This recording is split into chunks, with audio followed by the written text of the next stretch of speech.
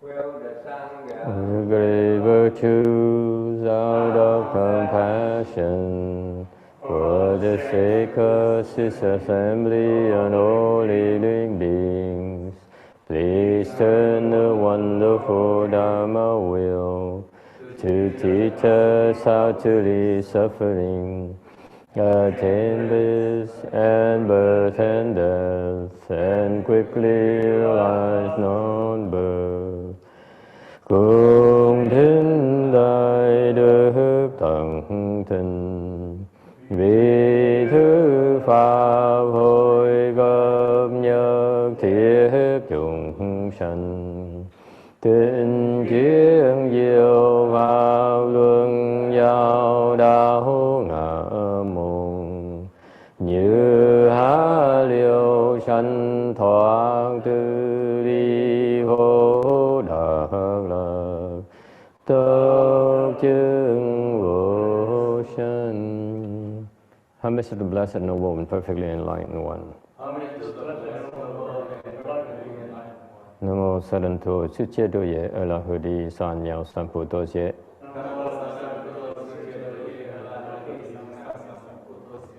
Namo Đại Phật Thu Già Đa Gia Ra Đề Tam Diệu Tam Bồ Đà Tọa.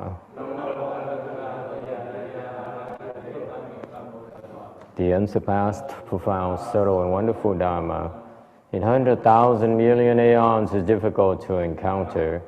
Now that I've come to receive and hold it within my sight and hearing, I vow to fathom the dusk one's true and actual meaning. Wu shang sheng she wei yao fa bai jie wang yan an zao yu guo jian jian wen de shou qu yan jie ru lai zhen shi yi. O Buddhas and Bodhisattvas, Venerable Shenhua, Venerable Sanghas, and all good knowing advisors, Amitabha. Chư Phật Bồ Tát, Sư Phụ Sang Rần, Cơ Vị Sân Rần, Cơ Vị Sang Sư Sư, Amitabha. Chư Phật Bồ Tát, kính thưa Hòa Thượng, kính thưa quý Thầy cô và quý vị thiện tri thức A Di Đà Phật. Today is the 9th of November 2014. We are in Rosemead, California to continue to discuss the Heart Sutra. You should be on slide 40. I updated the file, so you should download a new PDF file on our website. Okay, as usual, every session begin with requesting the Dharma. Mỗi lần mà bắt đầu giảng kinh đều có thỉnh pháp. As a reminder, that's what we cultivators do. Đó là một cái bài học nhắc lại cho quý vị biết là cái người tu hành đó, là thường thường đi thỉnh pháp.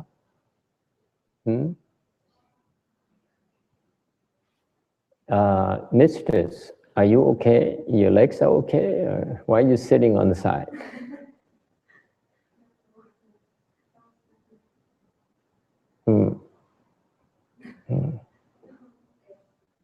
Yeah, okay.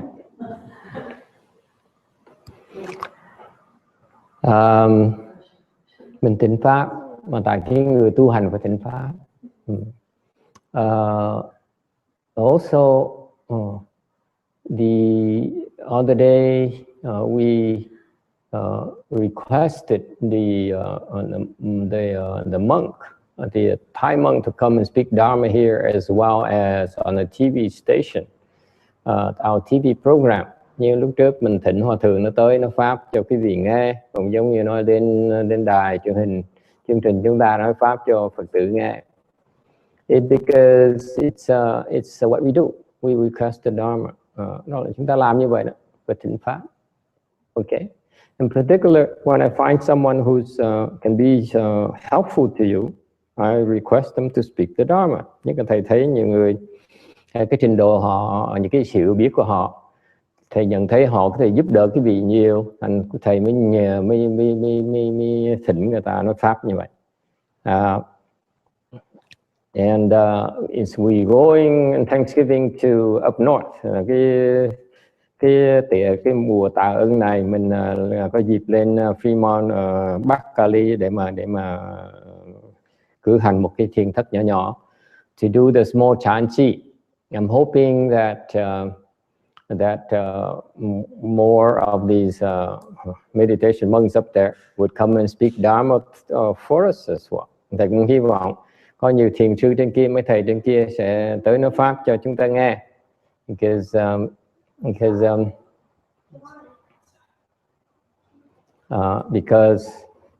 it's helpful. It's important to listen to the Dharma. Cái nghe pháp nó rất là quan trọng. Okay, so the fact that you request the Dharma is something that produces a lot of blessings for you. Cái mình thỉnh pháp như vậy nó tạo rất nhiều công đức. Because it's one of the 10 conducts and vows of universal worthy bodhisattva. Vì đó là một trong 10 đại nguyện của ngài Phổ Hiền Bồ Tát. If you practice the bodhisattva path, you need to request the Dharma. Chúng ta tu hành Bồ Tát đạo phải biết thỉnh pháp. Okay. All right, slide 40, tấm 40. We are discussing the first paragraph of the Heart Sutra. Đang giảng về cái phần đầu tiên của kinh của tâm kinh, which says that Avalokiteshvara was practicing the profound Prajnaparamita. He saw illuminated the 5 Skandhas and saw they were empty, and he crossed beyond all suffering and difficulty. Ở đây phần đầu của kinh tâm kinh nói là ngài Quán Tự Tại Bồ Tát chiếu cái ngũ uẩn giai không thành ra vượt qua hết tất cả những khó ngại và khổ sở. They are speaking of contemplation, nói về cái tự quán. There are 4 kinds of people. Có 4 cái loại người. The first pair is those who are guilty in offense and know it, and those who are guilty and are unaware of it. Hàng người thứ nhất á, nhóm người thứ nhất á, là những người mà phạm tội mà biết, và những người phạm tội mà không biết. And the second group, they are guiltless and know it, and there are those who are guiltless and unaware of it. Cái nhóm thứ nhì là không biết, là mình không biết, là người không có phạm tội mà biết, mà người không phạm tội mà không biết. So from our perspective, those who are aware are the better ones. Những người mà có ý thức được rằng á, có biết phạm tội là không phạm tội đó, là những cái người thường nhân.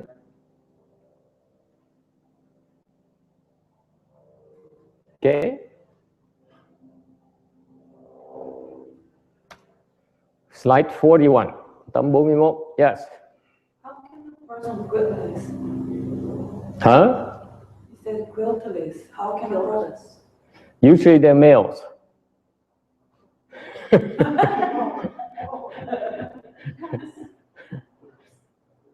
I mean, that's what I mean. Có người hỏi làm sao mà người ta không có tội?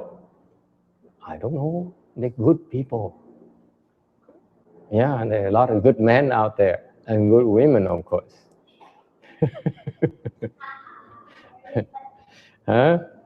Có những người nó không có tội. Tại sao? Có những người đàn ông rất là vô tội, cũng như có một số người đàn bà cũng vô tội luôn.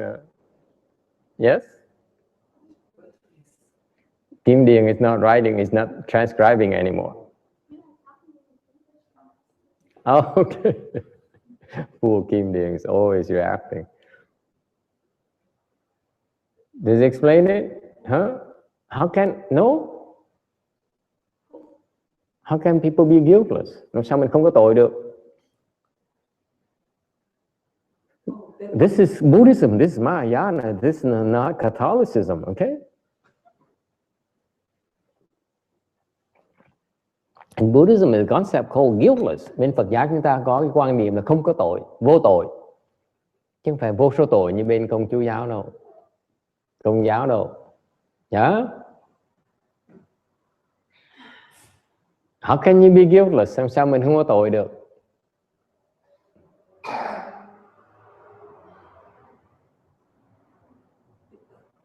Does that mean people believe they're guiltless or they're actually guiltless? They're guiltless.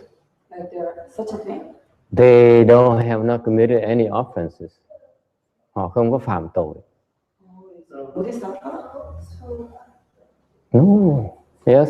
What are such people doing in this world? Well, such people do in this world, they're here to save us. Có những người nói là những cái người không có tội đó làm gì ở đây, thì họ tới đây họ cứu chúng ta. Without them, without them, we have no chance. Những cái người không có những người như vậy, mình thoát không được.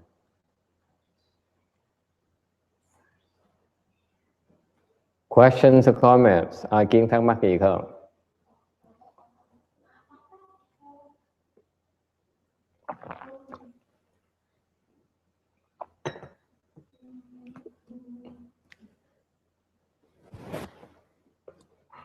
No? You still believe there's such thing as guiltless people? You say you're born offending everyone. Cô nói sao có chuyện người không có tội được? Mình mới sinh ra là mình phạm đủ thứ tội hết, phạm đủ loại người hết. Agree, disagree? Mistress. You don't know. Okay. Thầy Trí Đức, thầy có đồng ý con người ta không vô tội không? Is there such a thing as guiltless people? There might be someone who's guiltless, like the Bodhisattva who come to this earth to try to help those that consider guiltless. What about children? 2, 3-year-old children, are they guiltless or not? Những cái đứa con nít 3, 4 tuổi nó có vô tội là vô số tội? Huh? They're not guiltless? No? They are.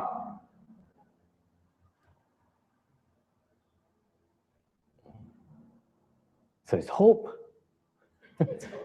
So what happened? Có nhiều người nói con nít không có tội. Huh? What happened? How did we become so guilty? Làm sao mình có tội nhiều dữ vậy? Vicky, you know the answer. No. Vicky knows the answer. Master, we become full of guilt because we're affected by the world. No.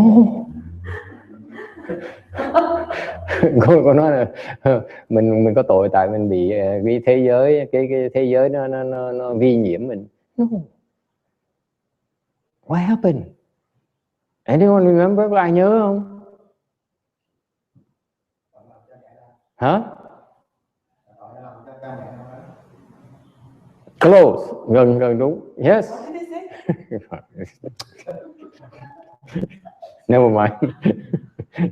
Huh? What happened? You should know. Yes, sir. Past karma from beginning of time. Những cái tội lỗi mà từ vô thỉ. I don't know about that. I know there's one very obvious reason. As far as I can remember. Thầy biết cái chuyện vô thỉ. I don't know beginningless time. I don't know when that begins. But there's one thing I can remember. Yes, Vicky, she remembers now. Is it because we're born? Because we are born. Close. This is so close. Oh. It's in the proximity of birth. Cô nói là gần, lúc mình mới sinh ra thì nó rất là gần, đúng rồi, tại vì nó gần lúc mình sinh ra. Yes. You have to be dependent to somebody. There you go. It's so much closer now. Càng ngày càng gần. Yes, yes. Go, keep going, keep going. Yes, young man. Yes, young man. Almost. What's your name again, boy? Huh? Anyone? What happened? Yes. Doing without thinking. Close. What happened? Yes. Just sing whatever you want and just pick. It's okay. Down, boy. Yes. Con phải biết. You should know. This person should know.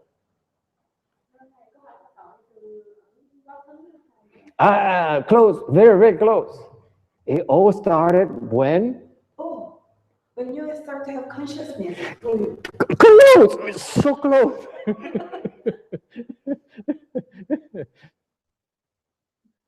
It's serious business. Yes. What happened? You should know. Cái cô này phải biết nè. Cô mà không biết là tội lắm. If she doesn't know, she's guilty. Yes.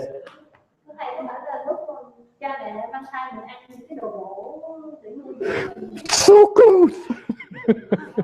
So close. Yes. You should know too.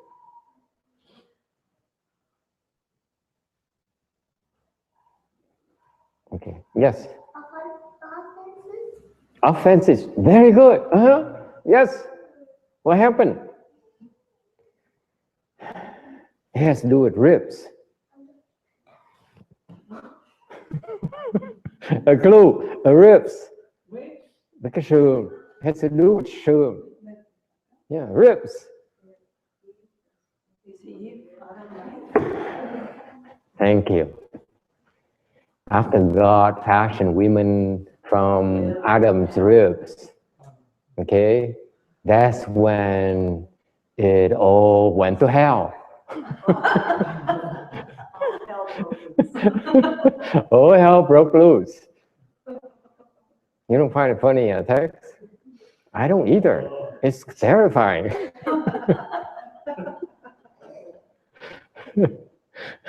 Thì nói là từ khi mà Thượng Đế mà lấy cái sườn của ông Adam mà làm người phụ nữ đó ra, bắt đầu tội lỗi nó xảy ra hết tất cả.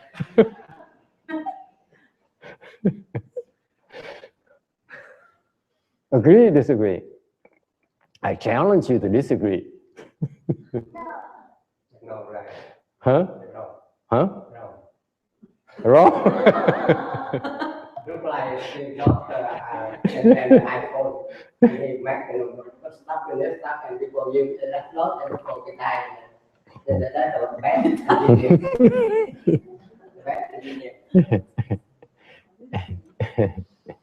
What is guiltless? Không có tội nghĩa là sao? What is guiltless? Guiltless is the opposite of guilty in offense. Okay? Không có tội nghĩa là mình không phạm tội. That's all it means. Such a thing exists. Yes, you're guiltless as long as you don't commit offenses. The past doesn't matter. Remember, the Vashi Sutra says the past thing doesn't matter. Yes? So it's just describing for that status, not one person, because one person obviously have to offend, right? Right. Certain time of period, right? Right. It refers, for example, if you either you do something bad or you don't. You don't, then you're guiltless. That's all it means. Okay. So not the whole person. But the whole point though is that you're aware that you are committing offenses, are you not? That's the whole idea. At the same time, you should be aware you're not committing offenses. That's all it means. Cái ý nghĩa này chị nói là không phải là vơ đũa cả nắm, mà chị nói là mình có ý thức được mình đang phạm tội hay là không phạm tội thôi. So far so good?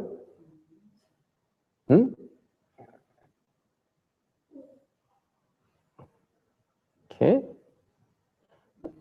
Slide 41, tổng 41. So the idea here is about the concept of self-examination. Cái này nói về cái phần từ quán chiếu đấy, từ xét đấy. Okay. For moral, spiritual progress, để mà có sự tiến bộ về cuộc sống tâm linh. Okay. Those who lack self-knowledge will be unlikely to do something about the blemish, and whereas those who are aware are more likely to change.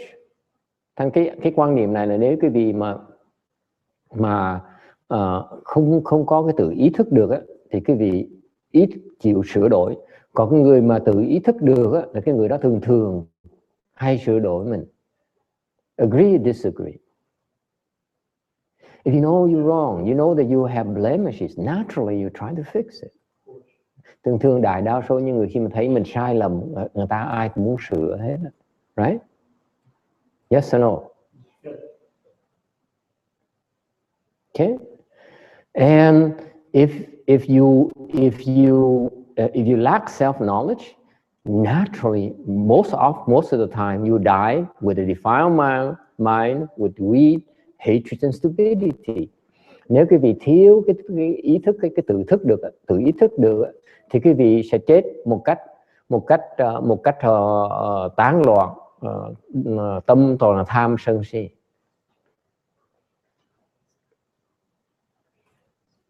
Okay, whereas the one who are self-aware will die without a defiled mind.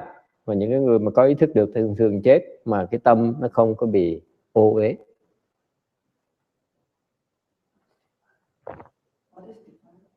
Defiled, dirty. Yes.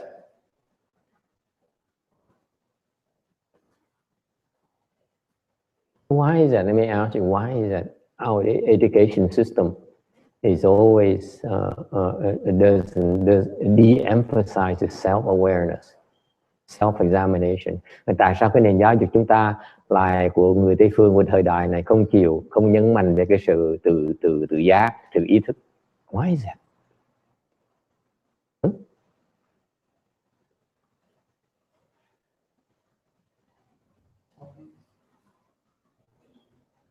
Obvious?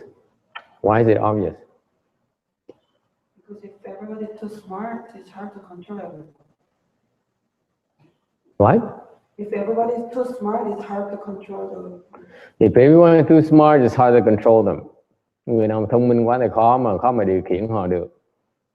Yes, Tex. That's right. They try to make people stupid.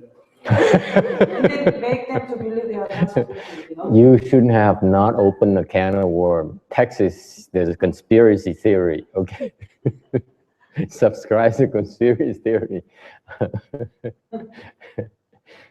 Even if they try to make people stupid, Tex, they can't. Oh, yes, they can. They cannot. They probably can cause people to such an extent. They can affect them, but they cannot make them stupid. Okay? They can affect them temporarily, but they cannot make them stupid. I don't subscribe to that thought, that belief that this conspiracy. Yes, people are always conspiring, okay? But they can't always succeed. Okay. All right. Ông này ông nói là ông nói là có thể làm người ta ngu đần để điều khiển người ta. Phải nói cái làm người ta ngu đần là tạm thời thôi, chứ còn không thể nào lâu dài được. It's only temporary. Cannot be long lasting. Okay. The concept of control is not possible. You cannot control others. It's not possible. Chuyện mà mình điều khiển người khác, chế người khác chuyện không thể có được. It's impossible. No such thing. Okay. It's an illusion. Okay, any questions or comments? 42. Có một cái câu chuyện. There is an anecdote of returning the light. Nói về cái hồi quang phản chiếu. There's a monk who asked the Chan Master Wỷ Trân, có một cái vị tăng hỏi thiền sư Wỷ Trân. I don't know what I've lost the Chinese characters. I don't know what it is. Venerable Master, where can I find the way? Hỏi là bạch thầy, con tìm cái đạo ở đâu? Cái đạo nó ở đâu? So the Master replies, the way is right in front of you. Ngài trả lời là cái đạo đó ngay trước mắt của ông đó. So the monk says, if it's in front of my eyes, then how come I don't see it? Ông Tăng mới hỏi, nếu trước mắt của con, tại sao con không thấy? So the monk says, if there's a self, it cannot be seen. Nếu còn cái ngã thì không thể thấy được.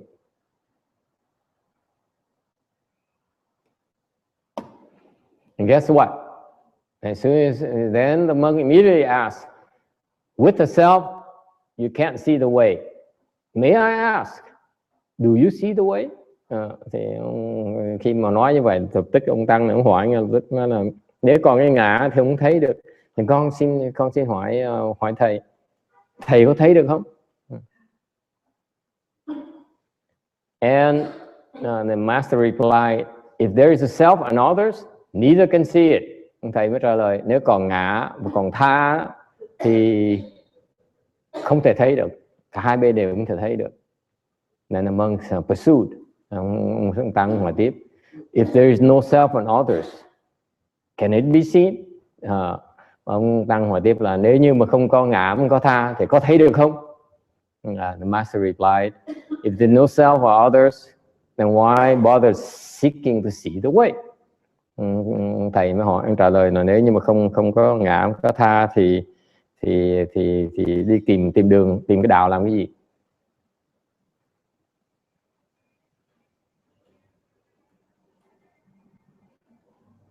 Okay, any questions or comments? Yes. So no self and no others, and that's the way already. It's already the way. There's no self and no others. Absolutely. But this is why you cannot see the way. Nếu như không có cái ngã, không có tha thì cái đạo nó ngay ở đó rồi. Bởi vì quý vị không thấy được cái đạo. This is exactly why you cannot see the way. Quý vị không thấy được đạo vì vậy đó. Okay? There's a big ego in front of your eyes.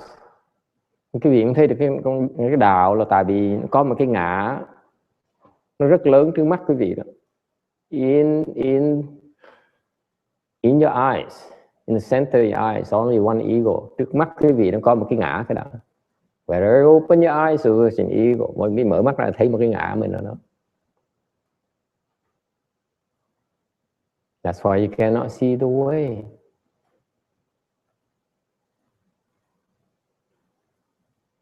Okay?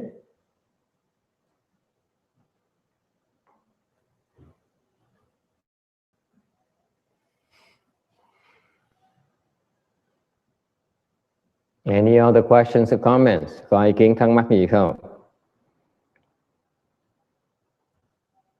What's the implication? Ý nghĩa là sao? Ý nghĩa là sao?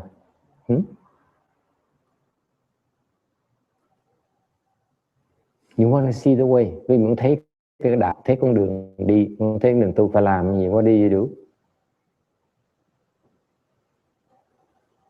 Làm gì đây?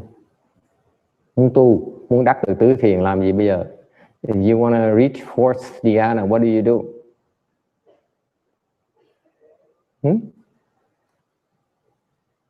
You want to see the way, what do you do? You become greedy, mình tham. Makes sense to me. If you don't want to be reach, make progress, how can you, right?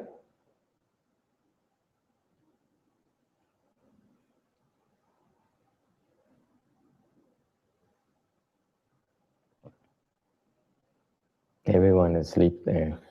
Bữa nay ăn bún riêu ngon quá thành ra ai cũng no nê bụng. Everyone has such a good lunch today and everyone is sleepy like heck. All you see is the bún riêu in front of your eyes. Ngài mở mắt ra chỉ thấy được cái tô bún riêu thôi. No response.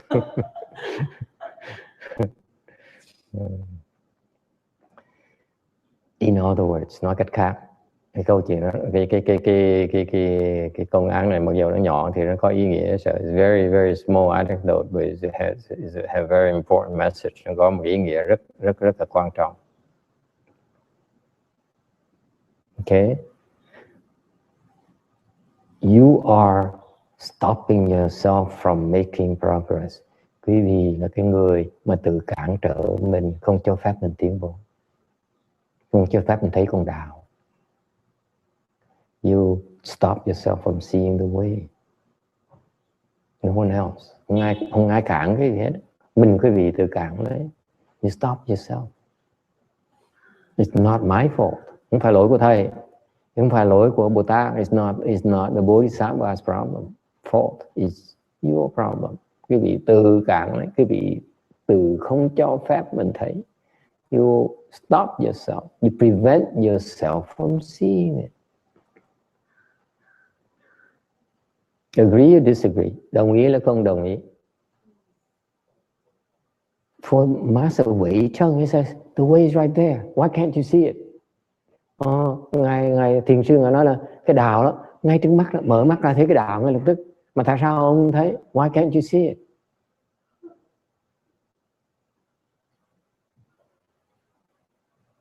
Because you stop yourself. Cái vị tự cản trở mình lại. Yes or no?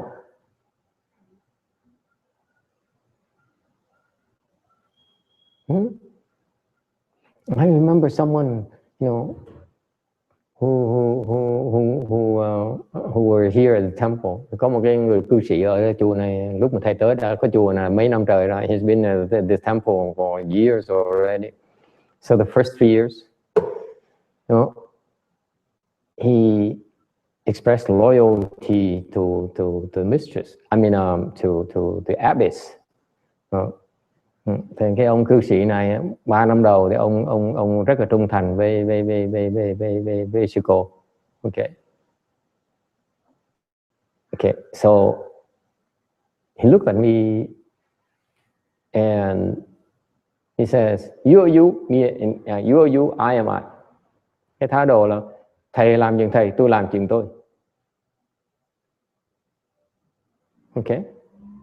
Because this is what happens time and time again. Thầy lúc mà thầy Hoàng Pháp thầy thấy như vậy rất thông thường. Người ta vào thầy nhìn một ông thầy đó. Thầy là chuyện của thầy, tôi là chuyện của tôi. Okay. They stop themselves. They don't listen. They listen selectively. Họ tự chọn lấy, họ lựa chọn lấy. Họ không muốn nghe cái gì họ muốn nghe họ gạt ra.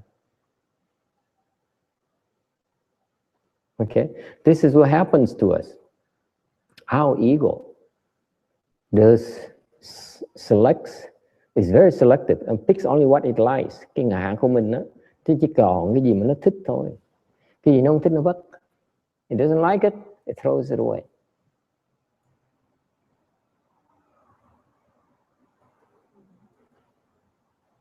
That's why even you put it in front of their eyes, they can't even see. Thành mặc dù để trước mắt họ không thấy được. Yes. Yes. So, Master, how do we get beyond that? Beats me. I do the same thing to myself. That's all I know. Doesn't mean I know how to fix it. Mình cùng bình với nhau, xong rồi thầy giúp cái vị được. Tôi hỏi làm sao làm gì vì sao? Ủa thầy của vị cũng giống nhau thôi, cũng bình với nhau, sao biết giải quyết được? Yes. What to do? Gì làm sao bây giờ?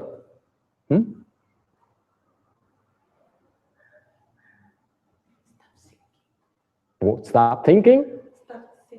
Stop seeking. Đừng có cầu. Làm gì bây giờ?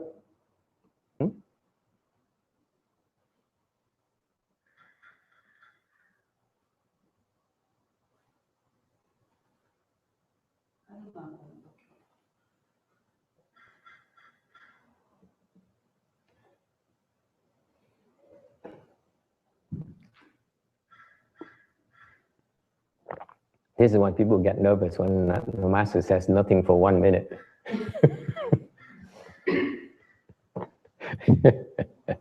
The master so speak đó mà mấy người mà Phật tử mà nghe thầy im lặng gần 1 phút mà ai cũng bắt đầu sốt ruột. Thầy phải nói pháp hay sao? I can speak Dharma by being silent. That's my excuse. Huh? Làm gì bây giờ? What do you do?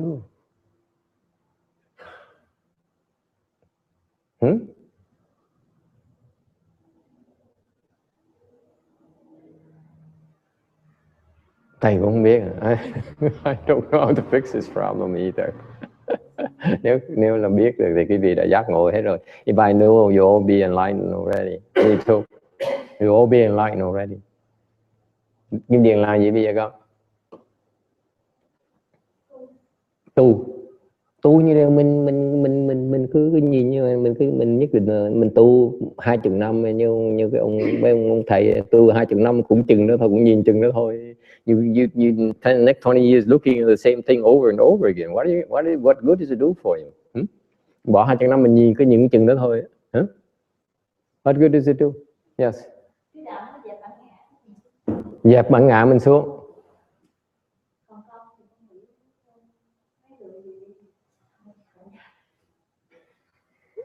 Dẹp cái nào bây giờ? And so you remove the ego, yeah? See? There's a self, right? You remove the self. How? Which self are we talking about? Ngã là cái gì vậy?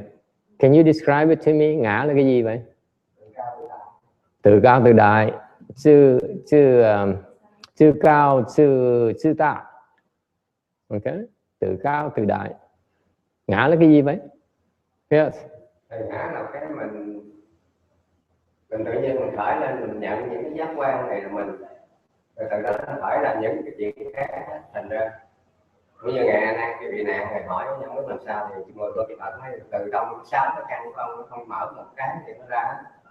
Thì bây giờ thầy dạy tính nghe cái âm mà mình để mình nghe đó, hoặc là cái gì mà nó bán cái phương pháp này nó thì đủ thời gian, đủ cái phước đức thì tự nhiên nó nổ ra, họ hiểu, nó chuyển từ cái giọng nó chuyển thành chân họ hiểu.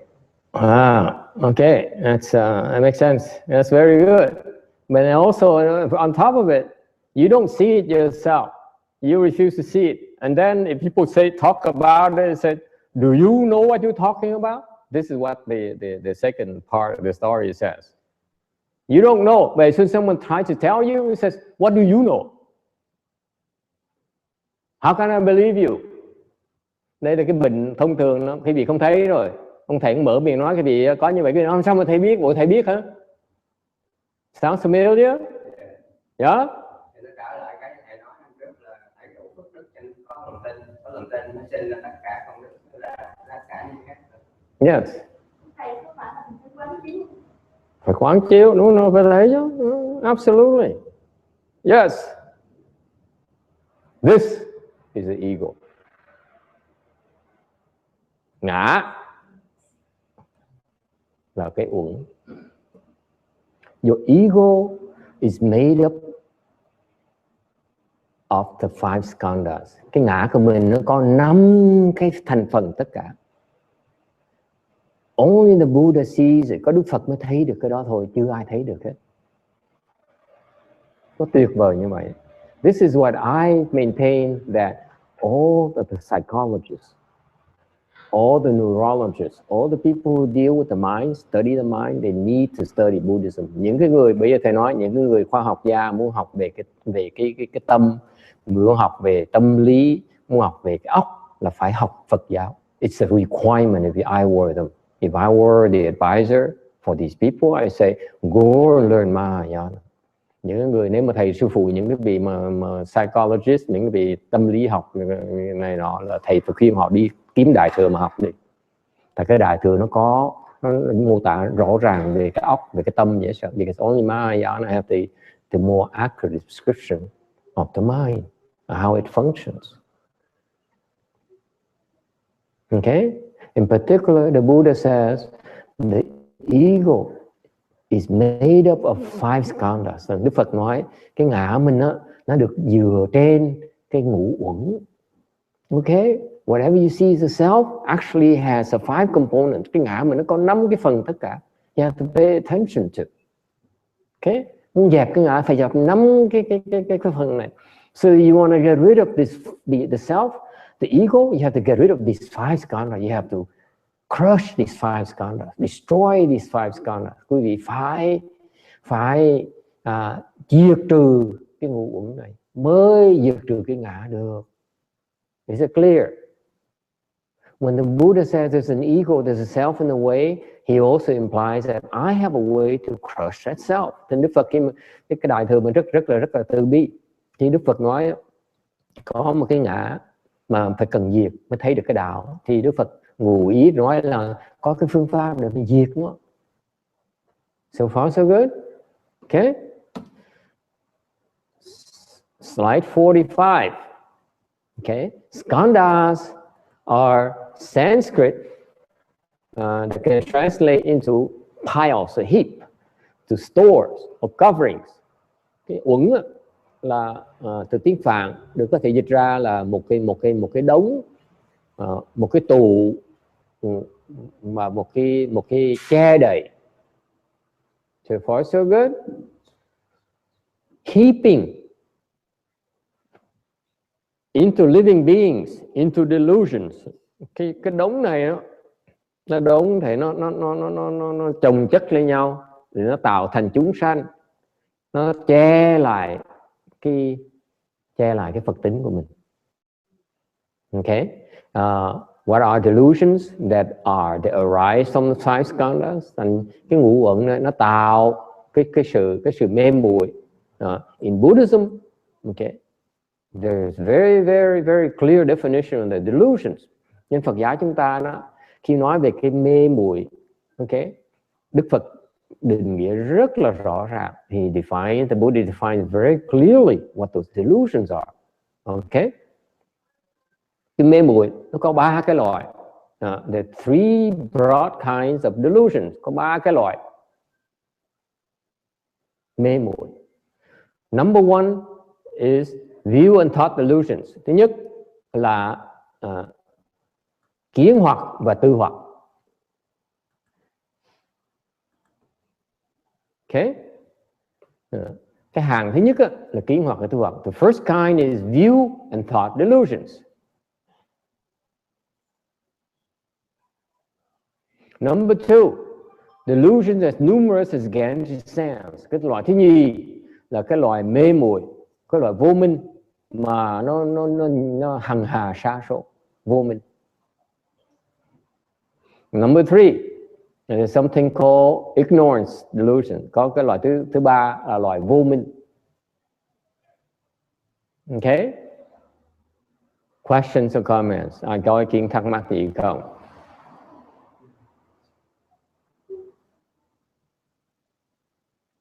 If you don't even know the nature of your delusions, how can you fix them? Nếu quý vị không biết là những cái loại mê muội của quý vị, sao quý vị mà sửa nó bây giờ?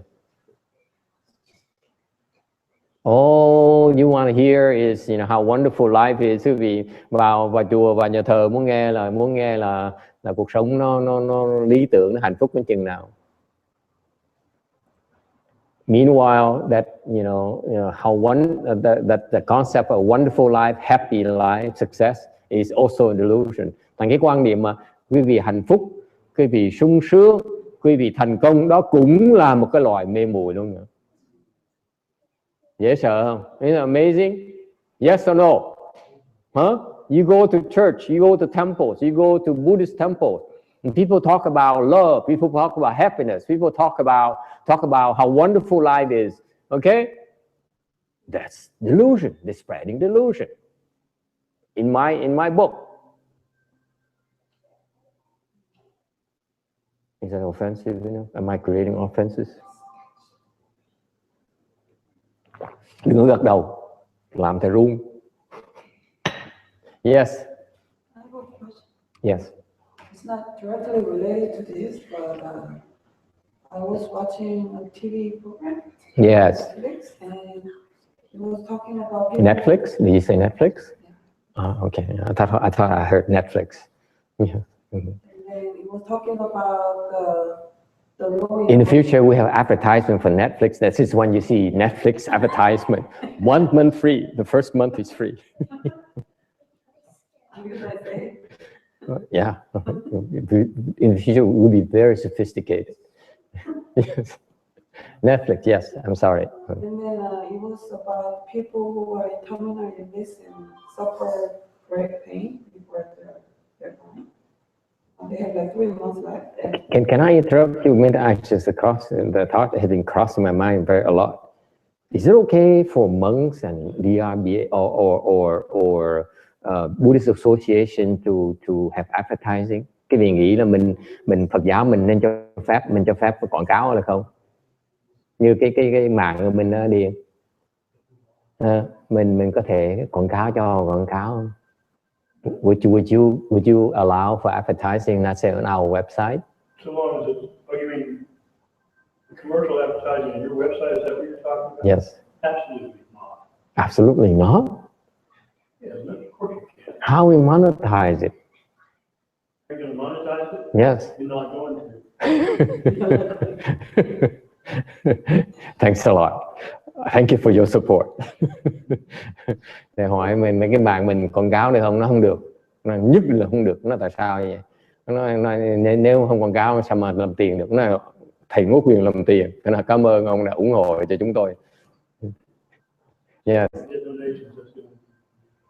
Donations? Yeah. Okay. There's still hope after all. Huh? Is it okay to advertise? Mình cái việc quảng cáo hay không quảng cáo? Có cho phép quảng cáo hay không quảng cáo? I'm asking you, thầy hỏi cái vị rất chân thành hỏi cái vị đó. Mình cho phép nó quảng cáo hay không? Is it okay? Can you advertise vegetarian food? Chẳng như quảng cáo đồ ăn chay. Được, she likes it. Cô đồng ý. She agrees to a certain time advertising. You agree that certain time advertising is good? No. Why not? What does that have to do with Buddhism? What has to do with Buddhism? Vegetarian. We're promoting vegetarianism.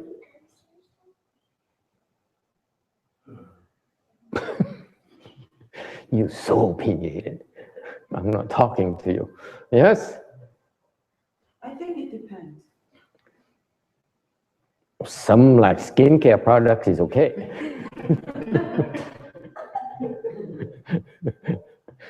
Yes? Có người nghĩ hay là TV là cũng làm quảng cáo rồi. Well, some people say, I'm on TV, I'm advertising myself already. Thanks a lot. Yeah?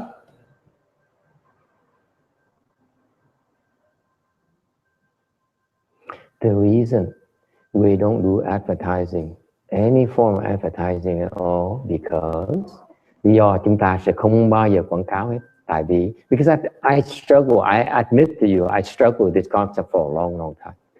Thành thú thật cái gì, thầy thắc mắc chuyện này rất là lâu. And I decided that we will not have any form of advertising, none whatsoever. Và thầy quyết định là không bao giờ có quảng cáo hết, never. Not in our books, not now in our websites. Okay? Không có trong sách, không có trong kinh, không có trong mạng, không có gì hết. No advertising, not on TV even. At least during our time slots. Okay? It's just like, có nhiều người nói nếu như vậy trong cái đài truyền hình, cái vị thầy nói 14 phút xong họ quảng cáo 2 phút xong thầy nói nó tiếp, không phải nó kẹp cái quảng cáo ở giữa thầy hả?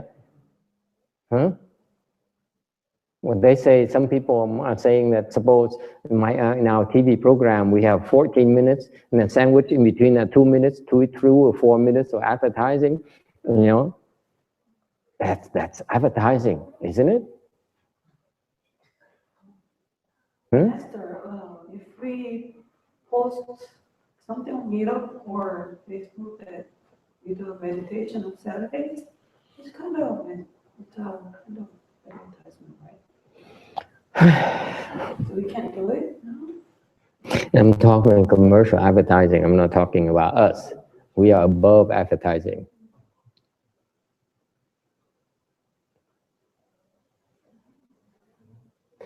What I mean by advertising, Shana, is that we make money of it.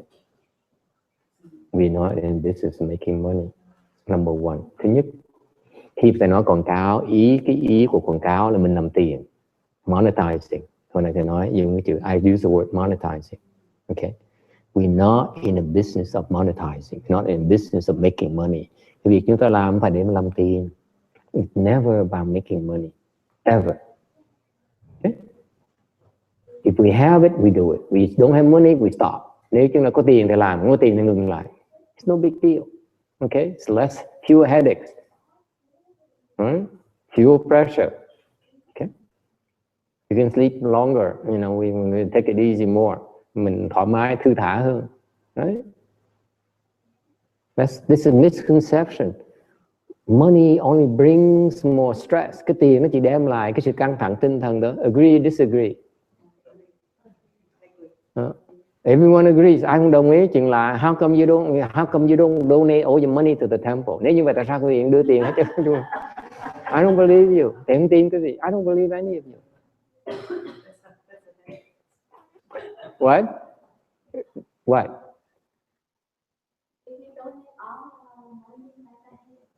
It's a headache for me, yeah. For you, a bigger headache. Kim says, you know, it's a bigger headache for her if she donates all the money to me. Cũng chỉ. Cheapskate.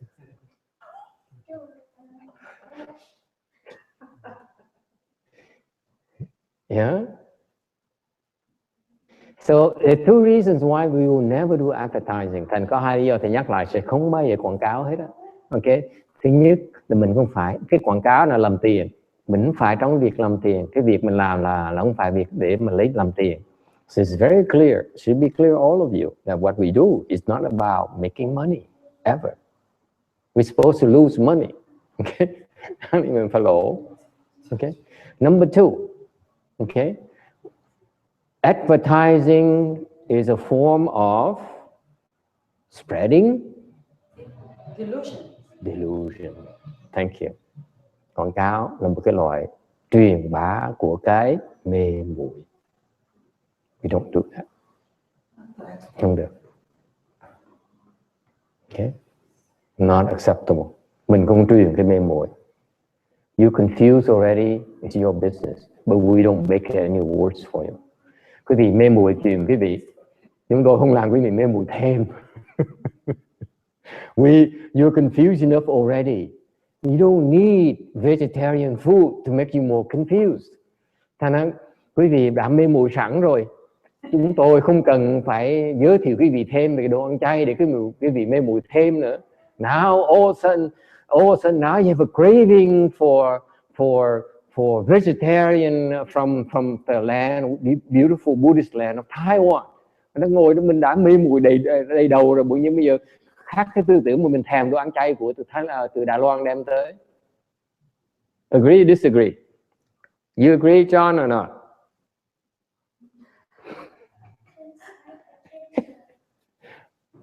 Huh? You see? Đồng ý không đồng ý? You agree or disagree? This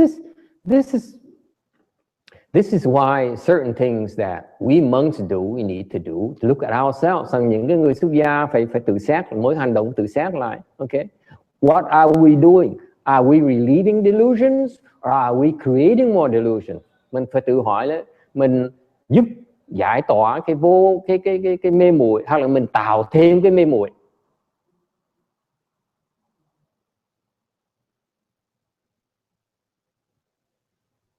Okay?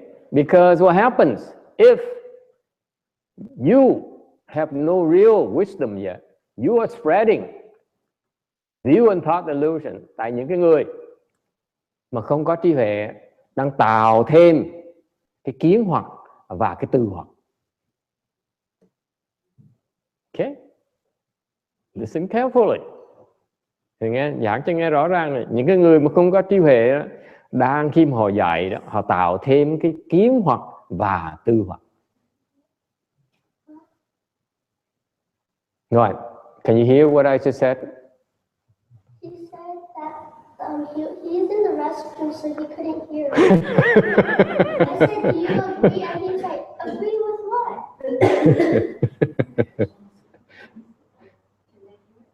Yeah. And he's in the kitchen restroom. Yeah, but you see, cái kiến hoặc với tư hoặc, you see, commercials create view and thought delusions. Cái quảng cáo nó tạo cái kiến hoặc và cái tư hoặc. Yeah, you create offenses. You're guilty. You're not guiltless. You're not guiltless, Chana. You're guilty. Is it clear? Master, by the way, I was asking a question. Yes. It's very serious. I need to really know because we never know what's going to happen tomorrow. Yes. So it's about people who they are talking about the stories of the people with terminal illness. They are allowed to take the medication to die earlier. Yes. Because they're too much suffering. Right. And It's euthanasia. In Oregon, is it really bad for them? What? To kill themselves? I mean, they're already dying like in 2 months, and they couldn't take the stuff anymore, and they decide to take the medication to die. Right. Peacefully. Right. Is it like breaking process, and are they able to? Absolutely. You killing yourself is not acceptable in Buddhism. I'm sorry.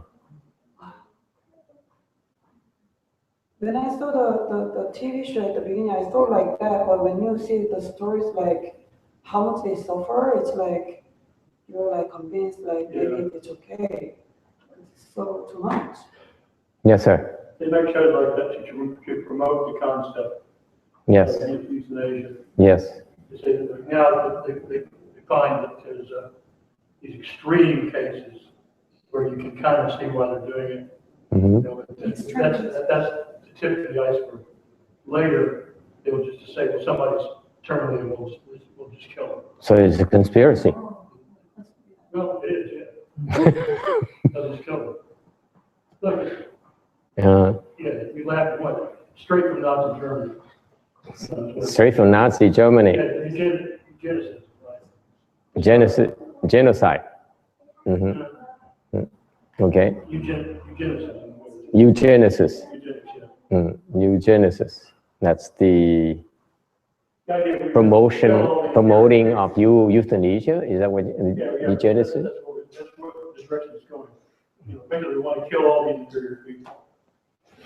Có người hỏi bây giờ có một câu chuyện là người ta tự sát, tại vì ta đau đớn người ta chịu không nổi, ta tự sát. Cái đó là ra sao? Thầy nói về cái Phật giáo mình á, cái tự sát á, là phạm giới. Giết mình á, là không thể làm được. You cannot kill yourself. Period. Yes. Well, it's okay to stop the medical treatment and then if the nature just ends the life without having medical treatment, it's not suicidal, right? If your intention is not to kill yourself. It's kind of tricky, yeah. It's kind of tricky. See, clearly in her case, in that woman's case, okay, clearly her intention is kill herself to spare whatever the reasons, her pains and suffering. It's still killing yourself. If you stop the medical treatment? If your intention to stop in order to kill yourself, it's still a violation. I'm sorry, I may offend a lot of people, but this is by definition. Yes. Then how about you, let's say you have a cancer and then if you do chemotherapy, you may extend your life for 5 years. Right. Like 10% chance, but you're gonna have absolutely 100% more pain. Right. And then you decide not to take the chemotherapy because it's so low possibility to extend the life and there's too much pain. Right. It's still suicide. Yeah. On top of you, a coward. It's really intense.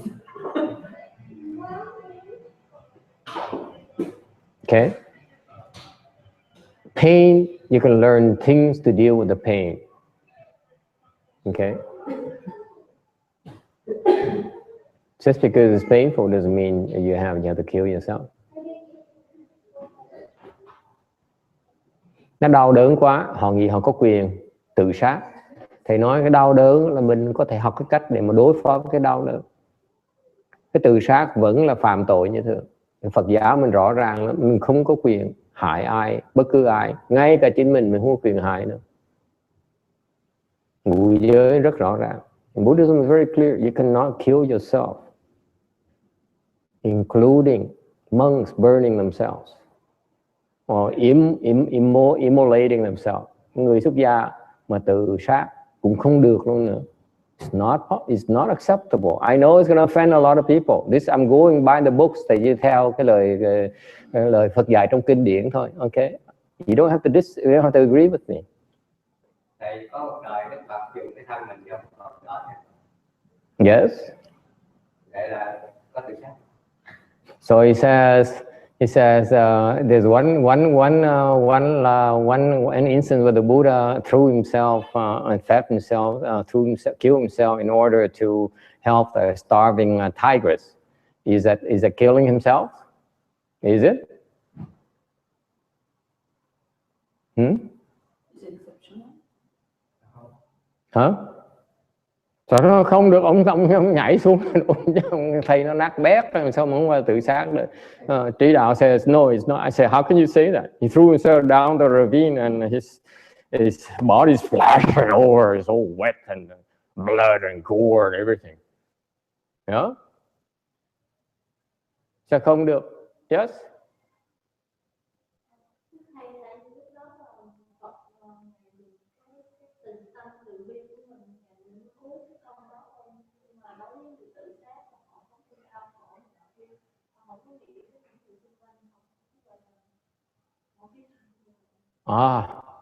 No, he was doing it for others, not for himself. But you said it's not exceptional. That says not exceptional. My dear, there's always exceptions. Thầy nói không có ngoại lệ. Thầy nói cái Phật giáo mình bao giờ cũng có ngoại lệ. In Buddhism there's always exceptions. Don't believe me. Đừng có tin lời thầy. Bao giờ cũng có ngoại lệ hết. Yes sir.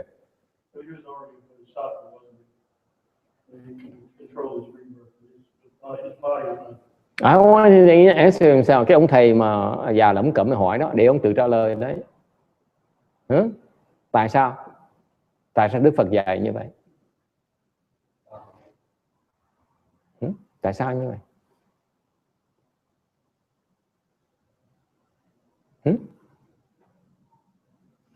Ngoan cố ấy sợ nhất định không nói. Tại sao Bồ Tát Thị Kiến mà tự đốt mình cúng dường Phật trong cái Phật quả? Tại sao? Dạ, tại sao vậy? Tại sao vậy? Tại sao ngài Hư Vân lấy cái suy duyên he took cloth, put it in oil, cooking oil, wrap it around his finger. Which one is it? I think this one. I think this one even. Okay, wrap it around. Cột, lấy cái vải, nhúng dầu hỏa, cột vào cái ngón tay, đốt, đứng ở đốt. Okay.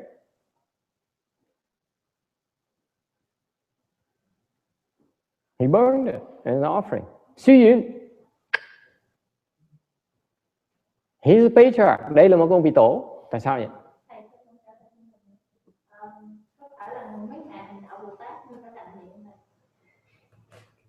They're practicing Bodhisattva path. Yes. So if you are not intentionally stopping the medical care to die, you just stop it because you have uncertainty, but then you kind of like, because you don't know if it's going to work or not, if you just stop the medical care and don't do anything and you die earlier, is it still suicide? If your intention is not to kill yourself, then it's not suicide. Oh, the intention is more. Suicide has behind it the intent to kill yourself. If you don't intend to kill yourself, whether you go through chemotherapy and might fail and you might die under the knife for some reason, or you don't go into surgery, okay, and you die sooner. If the intention is not to kill yourself, you're not violating precepts. Thì nói rõ ràng nếu cái tâm quý vị làm những chuyện đó, hoặc là đi giải phẫu hoặc là không giải phẫu, mà cái mục tiêu không phải để mà tự sát á, thì cái đó không có phạm tội. So far so good. However, there's some people who kill themselves, okay? Who intentionally kill themselves. They're not breaking precepts either. Cũng có những loài người mà cố ý họ tự sát mà họ không phạm tội. Tại sao? What happened? Sacrifice. To save another person. They never received the 5 precepts. Họ đâu có thọ ngũ giới. Rốt. Stupid people. Bị lừa cả sáng đến chiều luôn. In the morning I call you already, this afternoon I call you again. Đâu có thọ giới đâu mà phạm giới được. Don't receive the 5 precepts. You're not invited. Mình có thọ đâu mà phạm giới được. Vẫn có báo như thường đâu. I said, what if you don't receive precept, you kill someone? Are you violating the precept? Yes, of course you're violating precept. Not the one that you receive. You violate the precepts of nature. Quý vị không thọ giới, quý vị không thọ giới, mà quý vị phạm giới, thì quý vị phạm cái giới của cái tính. Quý vị phạm cái giới tính, quý vị không phạm cái giới tướng. Let me repeat for you. If you don't receive the precepts, you violating the precepts of the nature. You're not supposed to kill. The nature, okay, of the truth is that you're not supposed to kill. So when you kill, you're violating the precept of the nature, okay? But since you have not received the 5 precepts, therefore you may be violating the precepts of nature, you're not violating the precept mark. It's 2 different things. Okay? If you receive the precepts and you observe the precept, nếu quý vị thọ giới mà quý vị không phạm giới, then you are doubling your blessings, aren't you? Mà quý vị không phạm giới, quý vị đang tạo 2 cái lợi phước khác nhau. Blessings of observing precepts of nature and blessings of observing the precept marks.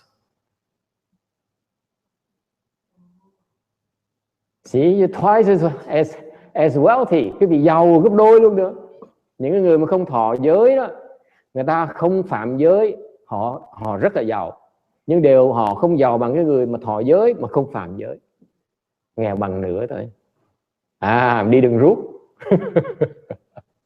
We're going on the fast lane. Is that clear? You should receive the 5 precepts. Okay? Clear. Right. So the Buddha violated the precept of nature by throwing himself to feed the hungry tigers. Right? Đức Phật á, phạm tội chứ, rớt xuống như là phạm tội, sao không phạm tội được? Giỡn thôi. Yes? He broke the precepts. So how often did he do that? Để biết bao nhiêu từ vô thỉ, bây giờ thầy ngài đã hy sinh được mấy lần rồi?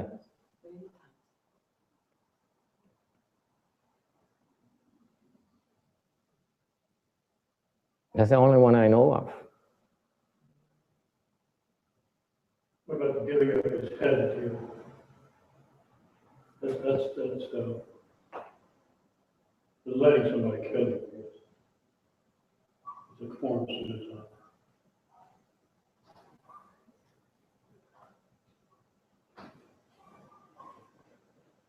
It's broke precepts. Tự mình giết như vậy là phạm giới. Okay? Yes. Because he has so much blessings, it doesn't affect like. He went to the hells for it. Oh, he went already? Oh yeah. You think it's free? He's prepared to go to the hells for breaking precepts. khi mà vất xất cái thân xuống, nhảy xuống vực thẳm để mà nuôi con cọp con với con cọp mẹ đó là Đức Phật phạm giới và phải đọa địa ngục. Mới gọi là Bồ Tát, ta sẵn sàng ta đọa địa ngục để giúp người. Chứ quý vị đâu phải Bồ Tát, quý vị sợ giúp người, quý vị sợ bị lỗ. You see, you guys, when you try to help someone, you think I should be rewarded, I shouldn't take a loss. Bodhisattvas are not like that. Bodhisattva says, I help people, I should suffer too. Does it make sense to you? No, it doesn't. I don't expect it to make sense to you. Giúp người ta mà đòi thắng không? You help people and you want to gain from it. Bần tiện. Cheapskates.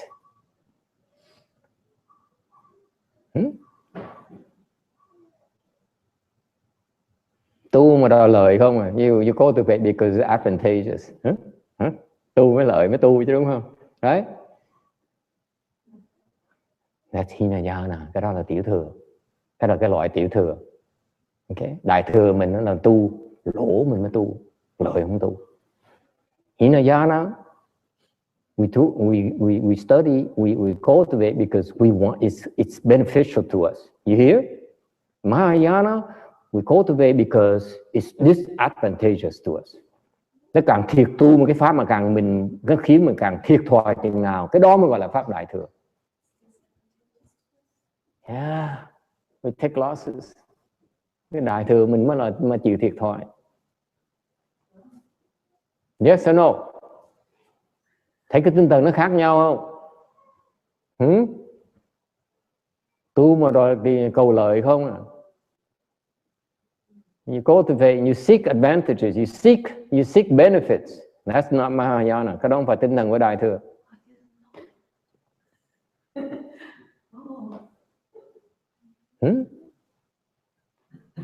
Thành cái tu, những người tu để mình giỏi. So some people, mấy người mà tu để mình giỏi đó. There's some people who go to because they want to become better. Okay, that's Hinayana. Đó là tiểu thừa.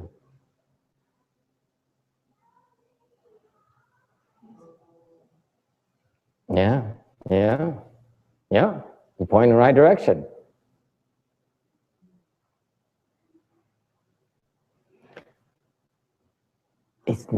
I'm not being judgmental. I'm explaining to you where you stand. Thầy không có phê phán quý vị.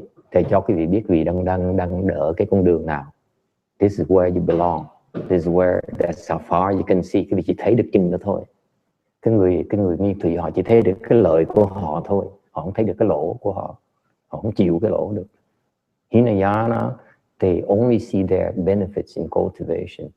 Okay, they're not willing to take losses. Mahayana, we take losses. We don't care for benefits. Mình cần lợi. Mình không cầu lợi. Yes or no? This is very important. Cái này rất là quan trọng. Yes, sir. Initially, if we start off just taking losses, does that work? No, we initially have to get to a certain level of understanding, and before we can be in a position to help others. Don't we first have to seek that and pursue that to some extent? You still don't understand, do you? We do everything. Okay? Whatever we do, the mindset, we are prepared to take losses. We expect no gains. Is it clear? Hinayana, they do everything expecting to get something positive out of it. We don't. That's Mahayana. The thought of gains and benefits, money, monetizing, recognition, fame, is defiling.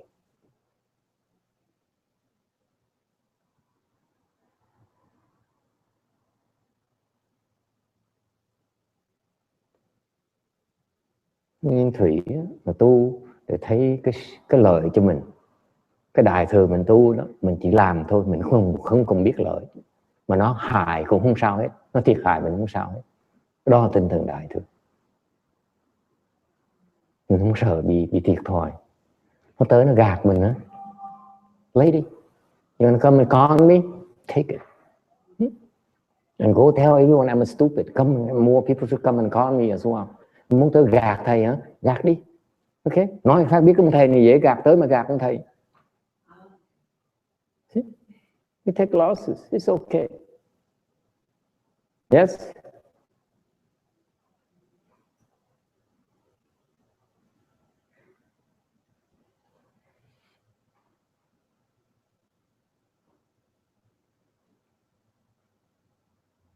What about còn cái ông tổ sư mà ông cuốn ông tay ông đốt là làm gì? What about him? Ông mà đốt con tay chơi này. Ông nói sao? What happened? I don't know what you're talking about. She that patriarch, my teacher's teacher, my teacher's predecessor. He came to a temple, wrap some cloth around his index finger, I believe, even the right index finger, and then burn it. And he stood there and watched it burn. I would never do that. You know breaking precepts too? Is it breaking precepts?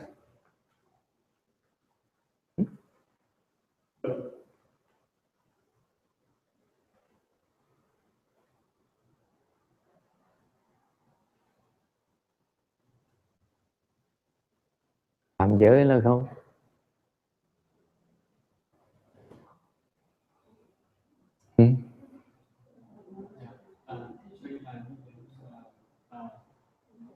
Lúc đó thì là Ngài không có giúp tâm Ngài chỉ biết cúng dường để Ngài cái ý nghĩa là muốn cái lòng thành của Ngài có thể hy sinh các phương Ngài để mà cứu về mình sanh giúp Ngài để sanh phương tâm ý niệm của Ngài chỉ có cả cái tương lai của mình để cứu. Yes. Is it breaking precepts? He says no. He's helping his mother obtain rebirth to the Pure Land. Tổ sư mà phải cần cầu cứu để được giúp mẹ đi được vãng sanh. Quý vị tưởng nó dễ như vậy hả? Dễ như vậy sao? Vãng sanh nó dễ dàng như vậy hả? Ông tổ phải đi cầu cứu để mà được cứu mẹ. Yes. I will tell you right now, because you don't know. Master teach you an example. Ngài Hư Vân là không he doesn't apply him. Đây là một cái vị Bồ Tát xong nói chuyện quý vị hiểu được cái cảnh giới người ta được. This is a state of a bodhisattva. It's beyond your comprehension. Cái vị cũng thể nào tưởng tượng được. Vô. Ta nói là cái vị Bồ Tát là phạm giới là quý vị đang phỉ báng người ta. If you say the bodhisattva is breaking precepts, you're slandering the bodhisattva. Cut it out. Okay, none of your business. Đó là chuyện của ông, không phải chuyện của quý vị. Phàm phu cứ đòi tôi làm được, tại sao ông tổ sư Hư Vân làm được? So it's so typical stupid people. You teach us, the Buddha teaches us that we cannot break the precepts. How come the patriarch, great patriarch Xu Yun can break precepts? It's so unfair. Nhục đặc. Yes. Phàm phu mình đi so sánh với thánh nhân, vô duyên lãng xẹt. Yes.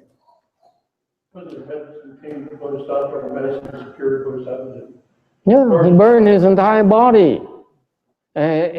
His body burned for aeons. See, you know, it lasted for so long. Okay. The other guy lasted for aeons.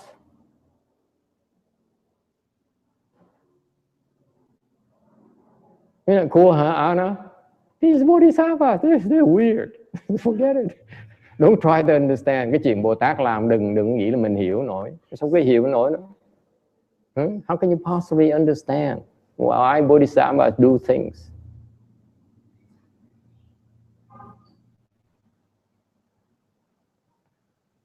Okay. So this is a problem.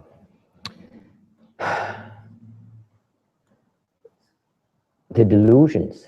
If the teacher is still deluded, okay, this teacher is spreading view and thought delusions. Cái người thầy mà vẫn còn mê muội thì đang dạy, đang truyền cái kiến hoặc và cái tư hoặc của mình cho học trò.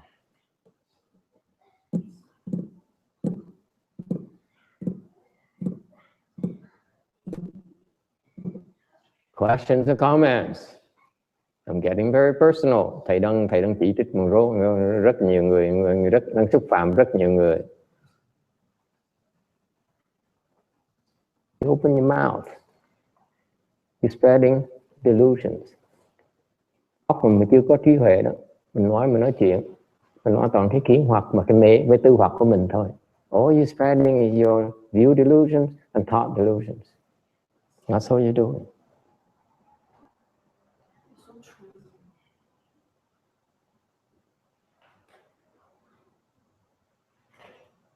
Okay, and then after that, even only after you have ended your view and thought delusion, sau khi quý vị đã diệt trừ cái kiến hoặc và tu hoặc rồi đó, okay, you have the next set of delusions. Thì quý vị có một cái loại mê hoặc khác. They call delusions as numerous as the sands of the Ganges rivers. Rồi sau đó quý vị có một cái loại mê hoặc khác, nó hằng hà sa số mê hoặc, nó khiếp như vậy.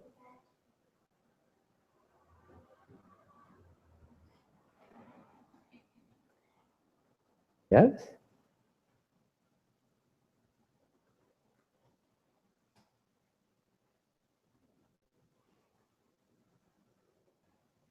Dễ sợ không?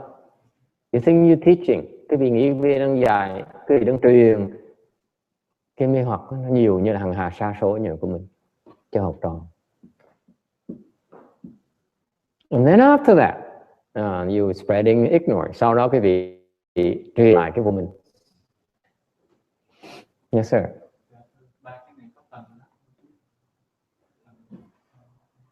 So why the three levels? Tại sao có 3 cái lớp? Yes.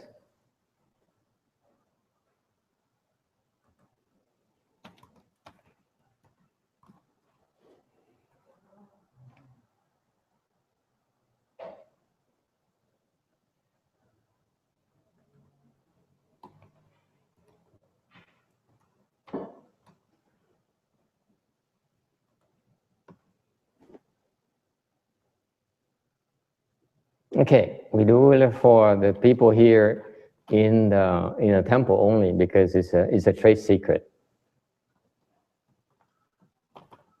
Okay, you online people, those who are not here today, are not supposed to learn this. Vicky said, "Yeah, oh goody," and Lana said, "Ah, I walked in right on time." Missed the first hour, no big deal. This is worth all the trouble driving over. Ngày hôm nay mà cô khi cô tới trễ 1 tiếng đồng hồ mà cô vào bây giờ tí gì mà học được bài học này là đáng tiền, dễ sợ lắm. Yes sir. What's it worth it? You get there, yeah, we know. We teach you. Yes. What? Yeah, but I'm not. They don't have access to my. They're not supposed to pay attention. It's okay.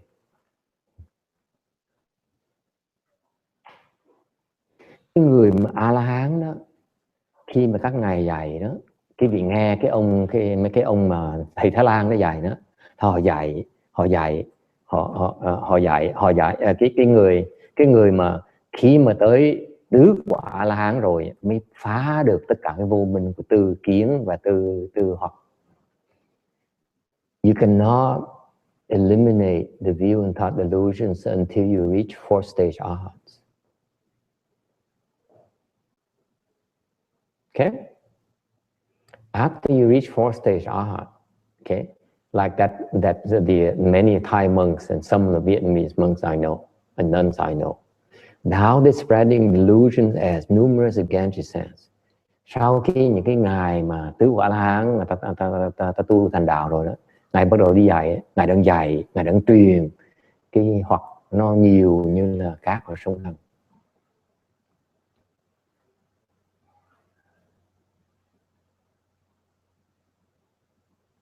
Yes. So far so good.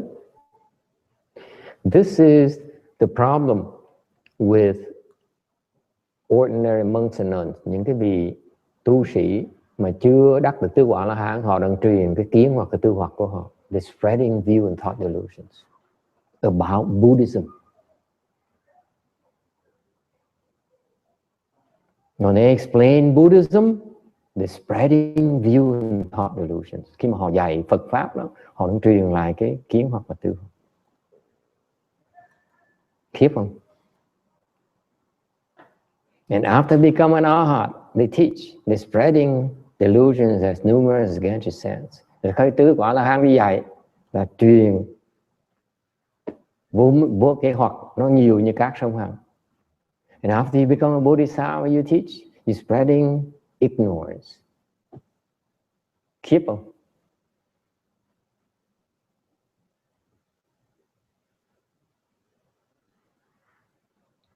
Questions or comments?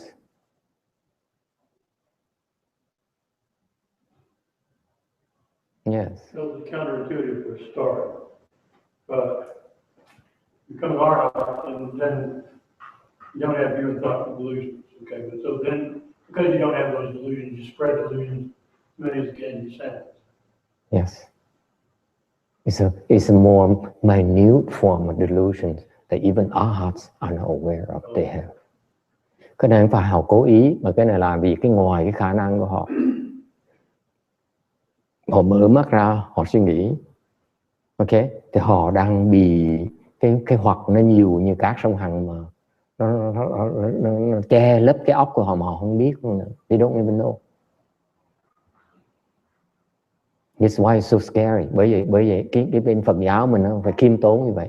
Okay, we must be humble because when we ignore and we are deluded, we don't know. Khi mà người bị mê hoặc không thấy được, không hiểu được, không biết là mình mê hoặc nữa.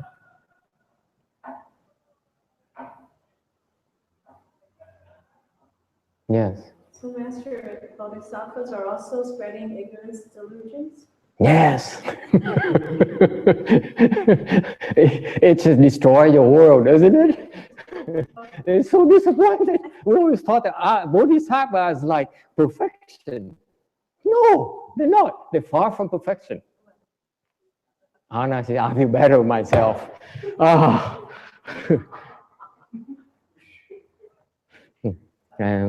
Nói ngay, có người hỏi thầy ngay cái Bồ Tát cũng đang truyền cái vô minh mình. Đúng rồi, Bồ Tát vô minh dễ sợ lắm. Thành có mấy người phàm phu, cái cô phàm phu bà nói em tức nhưng mà thì tôi cũng thấy cũng không cái gì mà buồn, tủi thân hết. Yes. Yes. There are different kinds of ignorance, but there are certain categories of ignorance. Ngay cái vô minh nó có cái tầng lớp nữa. Thought with delusions. There are many kinds. Những cái loại tư hoặc với kiến hoặc nó có cái loại khác nhau. Delusion, numerous, Ganges sands, there's many different kinds. Có những cái loại khác nhau. The ignorance has many kinds as well. So, for example, you learn from Xu Yun, he spreads certain kind of ignorance because he's a Bodhisattva. You learn from the other patriarchs. They have certain delusions themselves. Thành ra cái ông tổ như ngài Hư Vân đó, có những cái loại vô minh của ngài, ông tổ khác đó, có cái loại vô minh của ông tổ khác. Yes. But they're so far superior any of us. That's why they're patriarchs. Mặc dù họ vô minh, nhưng họ giỏi hơn mình dễ sợ lắm. Mình là ngu dốt đặc. See, we are totally stupid. Okay, we are hopelessly stupid. The patriarch, they may be ignorant, but they are a lot wiser than we are. They are incredibly wiser than we are. Những vị tổ sư đó, mặc dù họ còn vô minh nhưng họ rất có nhiều trí tuệ. Họ sáng hơn mình nhiều lắm, không thể nào so sánh được. It's no comparison. Yes. So Master, with the Arhats and the Bodhisattvas, is the reason that they are spreading delusions and so forth is because they're living beings? They're working at it. Working at it. What they're working at? They're working at it. They know they're stupid. That's why they're working at it. Those things are an improvement from where we are. Yes, they're using you. Thấy thực tế nó cười không? Là Bồ Tát biết mình còn vô minh, thằng phải chạy tới kìm quý vị để mà nhờ quý vị mới thấy được cái vô minh của mình. They need to look at you. They need you to help them see their ignorance. Bồ Tát phải tới gặp chúng sanh mới thấy được cái vô minh của mình. Không có chúng sanh thấy không được. You see, they need us. Isn't that cool? They have no choice to come and help us. Họ phải tới cứu chúng ta. Họ không cứu thì họ thấy không được. They don't save us, they cannot see it. So, we don't owe them, okay? That's it. Mình không nợ họ gì hết. Is it clear? I don't feel I owe them anything. Đối với cá nhân thầy nghĩ thầy không nợ Bồ Tát cái gì hết đó. Forget it. Okay? They owe me. Yes.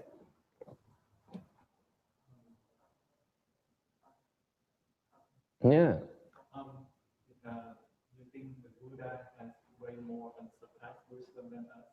Is there a certain level that Buddhism has to come back and help transform the religion instead of staying with Buddha and ask for help to see the ignorance instead? Because he's way more superior than anyone in my opinion. Vậy cái tụi nó dốt, nó cần khán giả nó cần dốt thêm. This is the problem with stupid people. The more I explain, the more stupid they become. Cái này là chuyện Bồ Tát mà sao không hiểu nổi. This is the Bodhisattva's problem. What are you doing asking about his problem? Shut up. Give me a break. Take a break. Go buy a Coke. Khổ dễ sợ, dốt đặt cắn mai rồi mà cứ đòi hiểu cảnh giới Bồ Tát. What are you doing trying to understand what the Bodhisattva's problem is? None of your business. Nói chuyện giống mình nói chuyện gọi là thị phi cho vui vậy thôi. I'm only gossiping. Is it clear? You still have view and thought delusion. Who has no thought and view delusion? Raise your hand. Come on, raise your hand. Let me see. Ai nghĩ là mình không còn tư hoặc hay kiến hoặc là giơ tay thầy coi. What are you doing asking about Bodhisattva's ignorance? Vậy hỏi về cái vô minh Bồ Tát làm cái gì?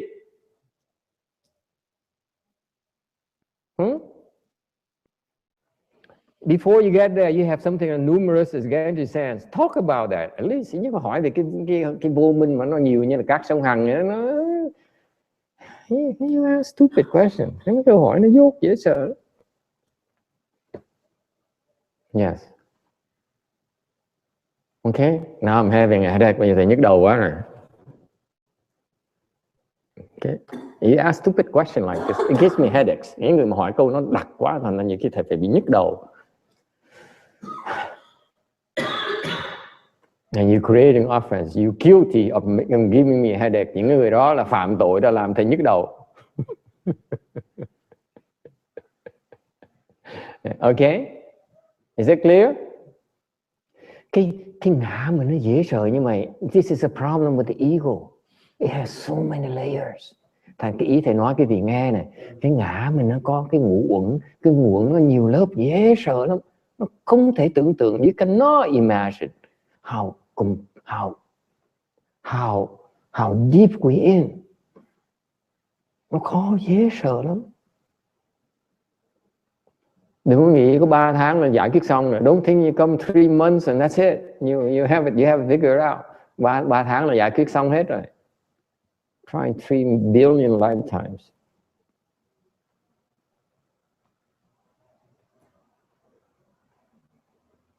Okay.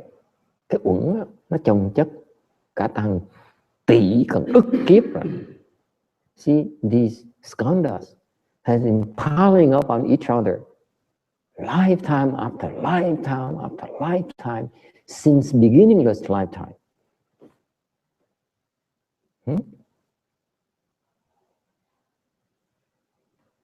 Okay. All right. Number 46. Stop asking stupid questions. Đừng có hỏi mấy dốt, thành thầy nhức đầu lắm. Okay. Number 46. Tấm 46. Shariputra. Shariputra at times give we speak Dharma. Những khi ngài Xá Lợi Phất đi giảng pháp cho chúng sanh. He visited a monk called Samittigutta. Tới viếng thăm một cái ông tăng đó, thì là Samittigutta, who suffered from leprosy, and he is in the hospital. Ông tăng này đó bị bị bệnh cùi hủi ở trong bệnh viện đó. Okay. Have you know anyone? Do you know anyone has leprosy? Có ai biết quen người nào bị cùi phong hủi không? You have holes in your face, in your eyes, in your nose. Người nó lỗ đầy hết. Okay. Loẻ, ghẻ, rồi nó ăn cái thịt, nó ăn cái xương mình. Okay. Holes everywhere. Sores everywhere. Very painful. Đau đớn vậy sao? Tởm vậy sao? People look at you. Yuck. Okay. So Shariputra said to Samittigutta. Xá Lợi Phất mới dạy cho ngài Samittigutta. Friend, as long as skandhas continue, all feeling is just suffering. Nếu vẫn còn cái uẩn á, thì cái thọ đó là khổ. Only when skandhas are no more, then there's no more suffering. Chỉ khi nào mà cái uẩn nó hết rồi á, thì mới dứt được cái khổ. And so he taught him how to contemplate feeling as such. Shariputra left. Ngài Xá Lợi Phất dạy xong rồi bỏ đi. Phải quán cái thọ. Taught him about feeling contemplation. Quán cái thọ là khổ. Feeling is suffering. Okay.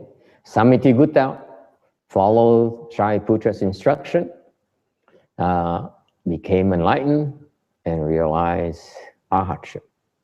Ngài Samittigutta nghe theo lời dạy thời quán dạy của ngài Xá Lợi Phất, quán cái thọ như vậy mà đắc tứ quả A-la-hán và liễu khổ.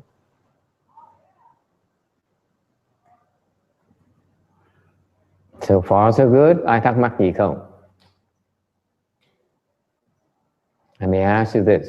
Kể xong rồi, thầy hỏi các con nghe. Are you prepared to have leprosy if Shariputra comes around and teaches you? Thầy hỏi cái vị. Cái vị sẵn sàng chịu bệnh cùi phong hủi không?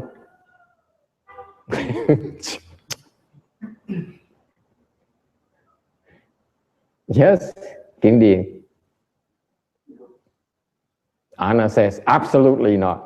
Nhất định là không. Kiển Điền con nghĩ con chịu là không?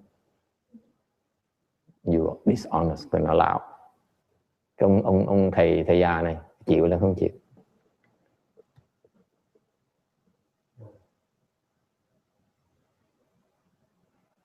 So is it safe to assume none of you is willing to have leprosy in order to become an arhat? Yes, it's very safe. Huh? Entirely safe. Huh? Entirely safe. Say that. Entirely safe? Yeah.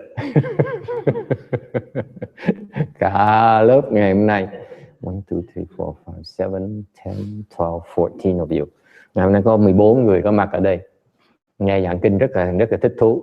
Còn thầy hỏi cái câu chuyện này, cái người mà bị bệnh khui phong hủi cuối cùng gặp ngài Xá Lợi Phất chỉ một cái là đắc tứ quả La Hán. Thì hỏi có ai chịu như vậy không? Không ai chịu, trừ có 2 người.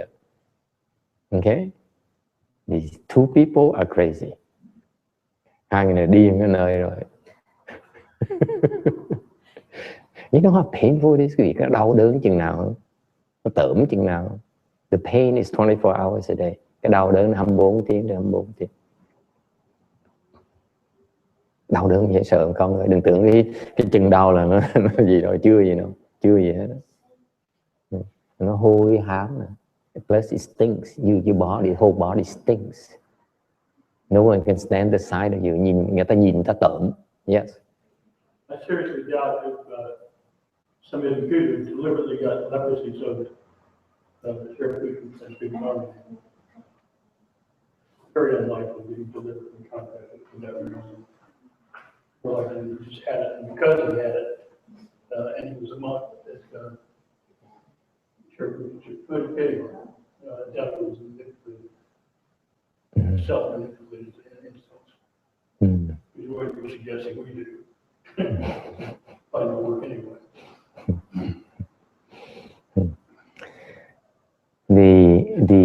The message here is that when you go into the extreme suffering or like leprosy, when everything is so hopeless, you encounter the Dharma, it can help you transcend all suffering.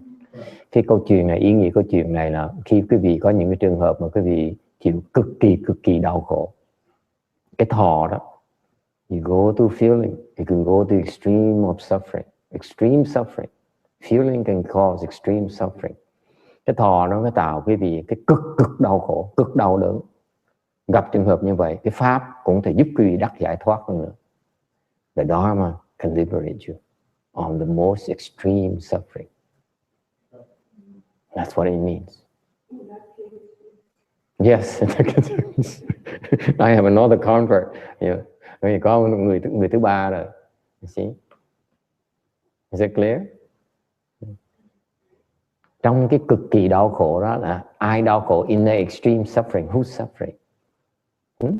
The self, the ego is suffering. Ngã mới nó đang khổ.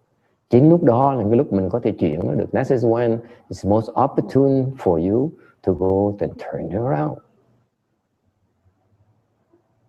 Okay? So far so good?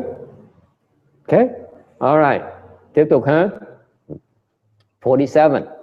So the 5 skandhas are, ngũ uẩn là gì? Form, feeling, cognition, formation and consciousness. 5 cái lớp là cái gì? Lớp của sắc, thọ, tưởng, hành, thức. Memorize it. Get to know yourself. Nhớ cái này giống như nhìn thấy cái kính, nhìn cái soi kính là mình.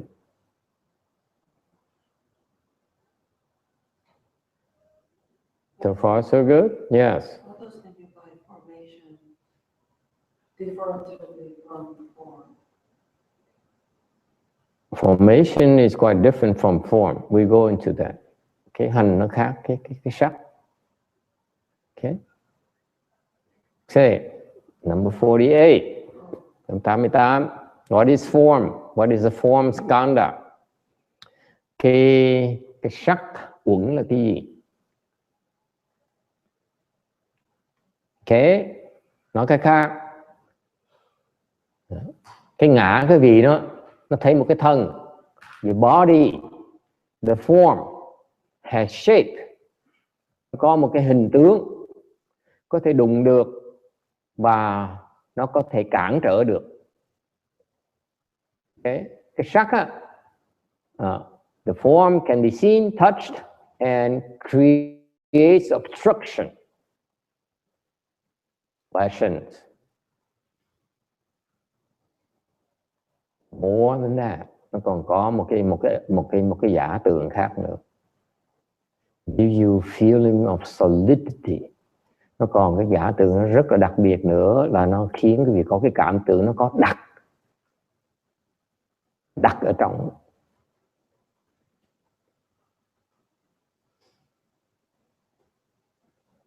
This is solid.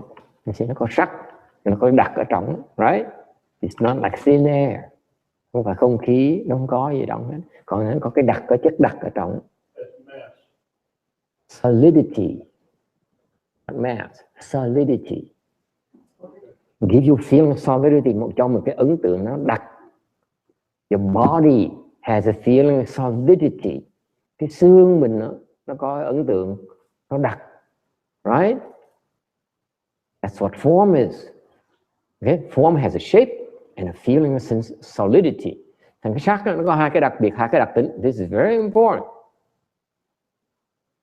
Sắc nó có hai cái đặc tính là có cái hình tướng, there's a shape, and there's a feeling of solidity. Và có một cái ấn tượng là nó đặc. Nó không phải nó trống ở trong. Is it clear?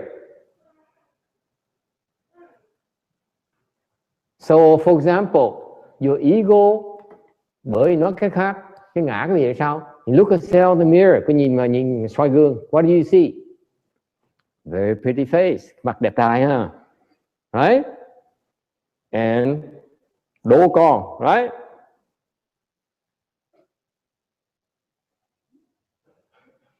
Why are you laughing at me? It's true. Anna, control yourself. I'm trying to convey. I'm trying to describe it to you. Cái gì không có ở đây, cái gì khổ ghê, cái gì mà có những người không có mặt ở đây, họ học trò thầy cười khúc khích người ta, sao thầy mà trong lỗ bịch như vậy? Okay, and the people are not here. And, you know, you're missing out on the fact that Master looks so ridiculous, trying to convey solidity and form. Okay, so far so good. You see, there's a form. That's why you comb your hair. Thành cái gì phải chải chuốt tóc nè. You dress yourself, mặc áo cho nó đẹp nè. And you wear shoes and you walk funny. Oh, let me see that. Huh? Like Shana's friends. Okay, is that clear? Cái ngã mình nó thấy có cái thân. We are very attached to our body form, aren't we? Cái ngã mình có cái ngã tại mình thấy cái thân mình phải nuôi dưỡng nó, that we need to cherish. Agree or disagree? This beautiful voice we have, manly voice we have. Như bị đực vậy. All right? Is that clear? There's a nice form, there's a nice shape that is desirable, right? That's the ego. Đó là cái ngã của mình. So far, so good. Like Shana says, he's cute. He's so cute. Okay? It's so cute. That's an attachment to form. That's the ego right there. Thành cái ngã nó thích cái sắc. Not only yourself but others. Cái ngã đặc biệt nhưng nó thích cái sắc người khác nữa.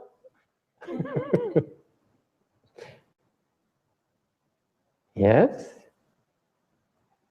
You should not look surprised. Okay? This form here is subject to production and extinction. Cái sắc này nó có sinh có diệt. Oh yeah. You age and you look ugly. You lose your beauty. Mình già, mình xấu đi. You're no longer attractive. It's correct business. Yeah. They never stop. Nhìn thấy không? Cái sắc đó, nó sẽ tàn tạ. Cái sự thật của cuộc đời mình là vậy. This is the truth of our existence. Our beauty fades. Yeah? So far so good? This is the ego right there. And that's the ego. Oh my God, I don't like this. Yeah, they pay anything. Michael Kors, you know, scrubbing the face with stupid things. Oh my God. Anything that prolongs this illusion of a beautiful self. big business. Cái sắc nó tuyệt vời như vậy. So far so good. And this form here arises from the five roots. Cái sắc này á, nó được tạo ra, nó được khởi ra bởi cái 5 con ngũ căn của mình. The eyes, the nose, the ears, the hands, and the mouth. Ngũ căn của mình là mắt, tai, mũi, họng, thân. Mắt, tai, mũi, họng, thân. So far so good. That's a form. Tại nếu mình không có cái ngũ căn đó, mình không thấy cái sắc được. We cannot see the form. We only see form through the five roots. Mình chỉ thấy cái sắc qua cái ngũ căn của mình. So far so good. Okay. And created from accumulation union. Theo cái lý thuyết nói là do cái sự chồng chất và cái sự phối hợp. Questions? Ai thắc mắc gì không? Origin five roots. Ví dụ ngũ căn là cái gì? This is why. Bởi vậy. This is why. Okay? This is why. People wear perfumes. Bởi vì người ta mới sức nước hoa.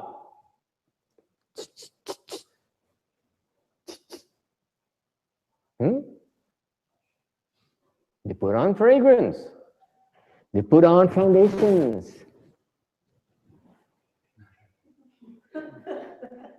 Mình trét son. We go to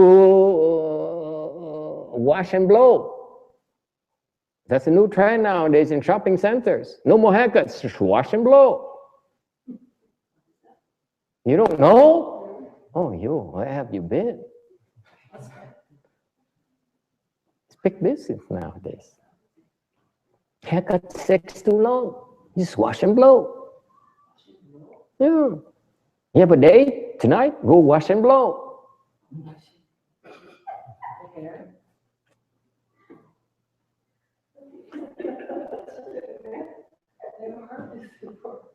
And how you do?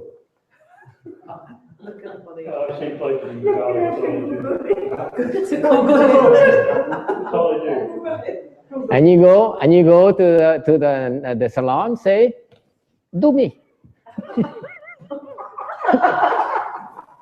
Excuse me. Huh?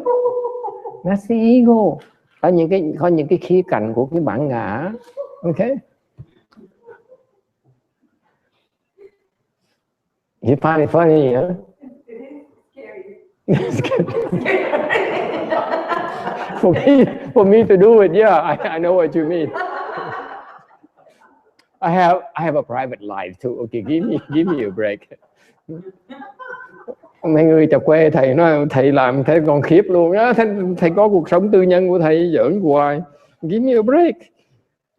I only speak Dharma 2 hours a day. That's it. Thầy làm việc 2 tiếng đồng hồ thôi. Give me a break.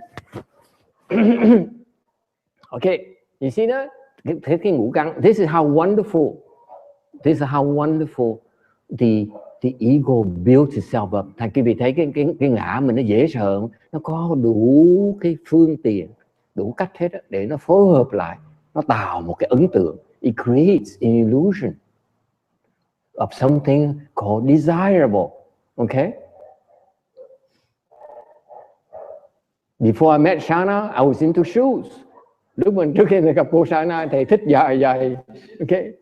Because I can't look at, being a monk, I cannot look at people's face. I can look at the shoes, it's the safest. Lúc thầy đi học, lúc mà thầy tu, thầy không thấy cái phương pháp tu của người Tàu, người ta không cho phép mình nhìn mặt. Okay? The Chinese, unlike the Vietnamese, mấy người Việt Nam thì nhìn nhau, nhìn chọc nhìn thẳng vào mắt nhau. The Vietnamese, the monks and nuns, they look into each other's eyes. The Chinese, we don't do that. Người Việt Nam á, người thầy tu sĩ Việt Nam mà nhìn chồng chọc vào nhau Okay? How Americans? I'm not talking Americans. I don't know Americans. I don't understand America. America is too complicated for me. So, but the Chinese system, they avoid, they glance at you and look like that. Okay, you only glance at you. They just brush over you and then look down. Okay, so look down like this. So I was doing that so I can pay attention to the shoes. Thành khi mình phát người tàu thì liếc một cái xong nhìn xuống đất thì nhìn xuống đất thì chỉ tiện nhất là thấy cái giày người ta. You look at the shoes. I said, wow, nice shoes. Nếu được thầy chuyên môn là nhìn thích nhìn giày. I like it when people wear nice shoes. Okay. The things we must do. Okay. Now with Shana, after I know Shana, I know about skincare products. Now I start paying attention at airports.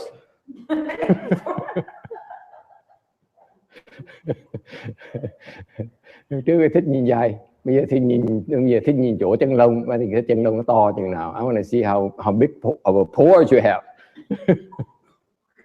Oh my God. Okay.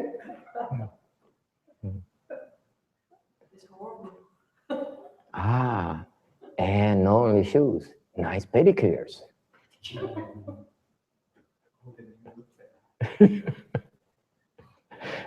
Okay, next, feeling skandha. Thứ nhì là cái thọ uẩn. Okay. You have feelings because the external stimuli. Cái thọ cái gì nó xảy ra tại vì cái gì thọ cảm được từ bên ngoài nó vào trong. There's an invasion. Is it clear? Mình bị xâm lăng. We invaded.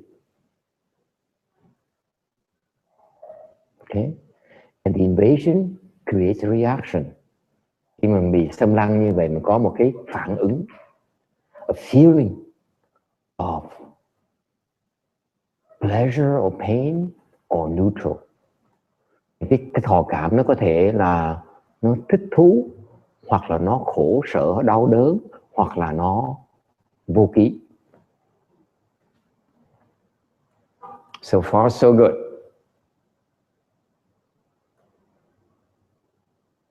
Okay. Thật ra cái thằng nhỏ nó nói what are you doing? Cái thằng nhỏ nó chạy, nó nói cái thằng nhỏ trường có thằng nhỏ nó chạy, nó nói there's a boy around the temple. He said, what are you doing? Hey, how are you doing? What are you doing? What are you doing? Okay. When he gets a bit older, how are you feeling? How are you feeling? Kim điện khói vậy sao? Chứ thằng nhỏ nó còn kẹt vào cái sắt, nói bắt đầu nó mê mùi hơn một tí, bắt đầu how are you feeling?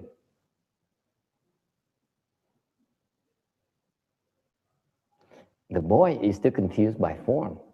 That's why he asks, what are you doing? What are you doing? When he becomes even more confused, he starts asking, how are you feeling? How are you feeling? Advanced confusion. You think it's funny? Is how you ask about yourselves? How are you feeling? How do you feel? How do you feel? How do you feel? How do you feel? That's confusion.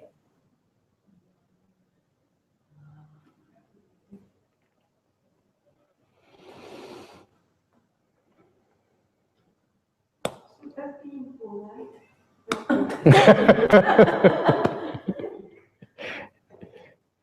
You reinforcing confusion, delusion.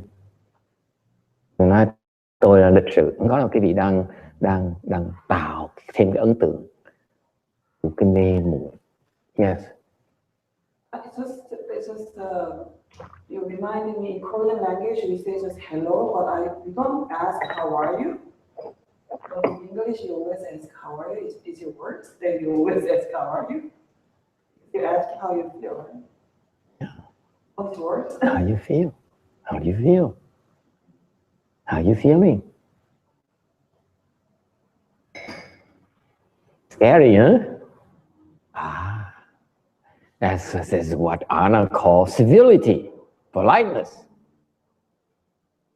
This is how confused Mexicans are. And Vietnamese, and Chinese, and Filipinos.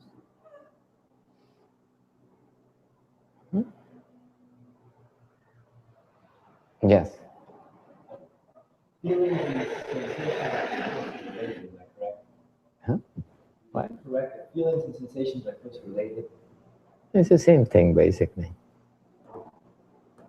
The sensations like the sense data, like you see a visual stimulation or you feel or hear something. Yeah. Usually associated with a feeling, right? Yeah. Both of those are aspects of the feeling, Skandha. Yeah. You call it whatever, but basically it's the feeling skandha. How you react, the impression you get from the external stimuli. Cái thọ là cái mà cái vị thọ cảm khi mà nhận từ bên ngoài nó vào.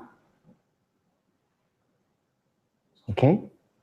And it has a nature of pleasant, unpleasant, or neutral.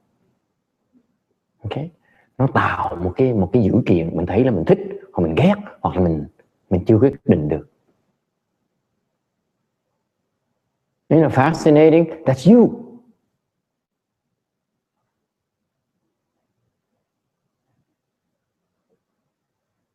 Okay? So you listen to Master's Dharma who criticizes your teacher, it's unpleasant. Huh? He criticizes kimchi, it's unpleasant. Okay? That's feeling. That's a feeling skandha. Mình thấy không? Cái cảm tưởng, cảm thọ mình đó, nó mình cả ngày, all day we feel, we react, we create feelings. Cả ngày mình đi từ cái cảm giác tới cảm giác khác. Cảm thọ là tới cảm thọ khác. See? All day. This is how we are, we function. Feeling to feeling to feeling to feeling, rejection or approval, rejection or approval, I'm not sure. Rejection, approval, rejection, approval. Pleasant, unpleasant, suffering, pain, pleasure. And guess what? Let me conclude. The majority of the time, what happens? Và thầy, trước khi thầy chấm dứt, thầy muốn chấm dứt với cái câu này. What happens at the majority of the time? Đa số cái cảm giác cái gì ra sao? Bad feelings. Đại đa số quý vị cả ngày thấy khổ sở. Yes or no? Isn't that depressing? I'm glad I'm a monk. Yes. Question from the internet. Yeah, you want to try to ask it yourself? Yes. Hello? Yes. Can you hear me? Yes. Yeah. Okay. Yes. Hello, Master.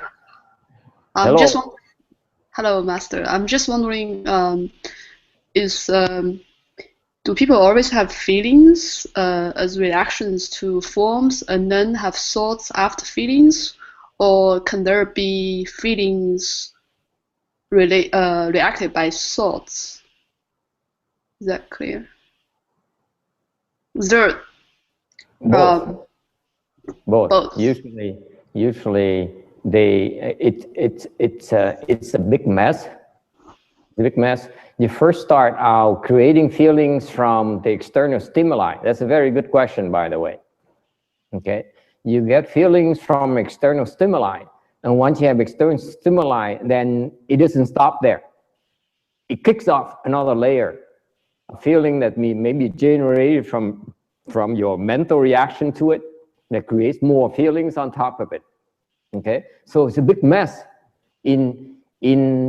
Within 1 second, you have about 1 million more messes from that initial feeling, by the way. That's how crazy it is, how fast things are. Good question. Does it help with the question?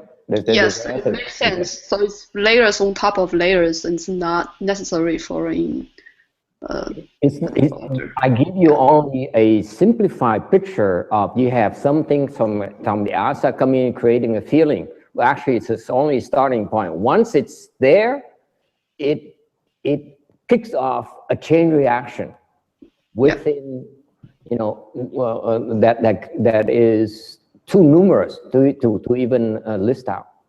That's how fast it is with these skandhas. Okay, that's why you can't even see it. You cannot possibly see it yourself. Okay, thank you, Master. You're welcome. Thank you for asking the question. Thành cái câu hỏi rất là thú vị. Hỏi là vậy cái thọ đó nó tạo ra vì ở ngoài tới là tại vì cái tư tưởng nó khởi lên từ đó. Thầy nói nó tạo cả hai bên luôn. Thiệt ra ở ngoài nó chạy vào. Ok. Chẳng hạn cái cảm giác mà quý vị rờ vào như vậy, cảm thấy nó lạnh khó chịu. Ok. Thì cái đó là mới cái bước đầu thôi. Khi cái thọ giác mình thấy mình khó chịu một cái rồi, bắt đầu đó ngồi trong cái giây phút thôi đó, nó tạo ra một vàng cái thọ giác khác nữa, một vàng cái phản ứng khác nữa. Thành nó phức tạp như vậy, nó rất là phức tạp. Thành ra thầy nói mà cái cảm thọ đó là một cái cách trình bày nó rất là giản dị. Quý vị thấy thiệt ra nó chằng chịt, nó rối như tơ vò. Quý vị không thể nào biết đầu đuôi chỗ nào hết. It is so interwoven, you don't know where the beginning or the end is anymore. In split seconds, nổ trong vài một giây, một phút thôi, nó loạn sang ngầu hết. Quý vị có thể thấy được nữa. Nó khiếp như vậy. Okay, that's how fascinating the feeling of Skandha is. So far, so good? Isn't that cool? Làm sao thầy hỏi cái vị làm sao mà người học giả ta thấy được cái gì này? Let me ask you, the way I described it to you, the chain reaction happens so fast, so quickly. How can possibly the psychologists and neurologists see it? They can't see it. Họ thấy không kịp. They can't measure it.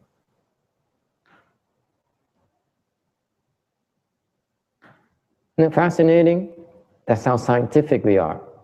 Without scientific instruments. Khiếp như vậy.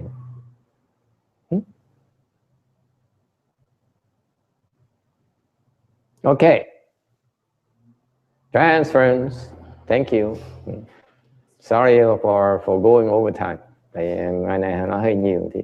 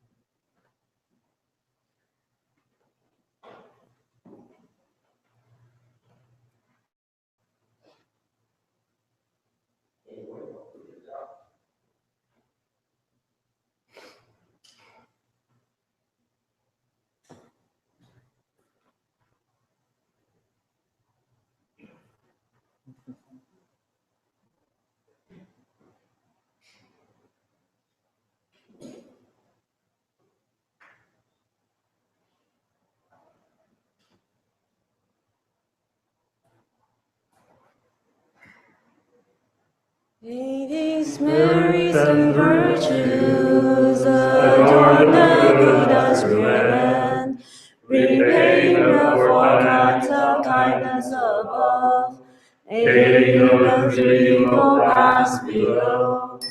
Make us in here. All rain falls the holy ground, and when the spirit you're born a man of the monsters.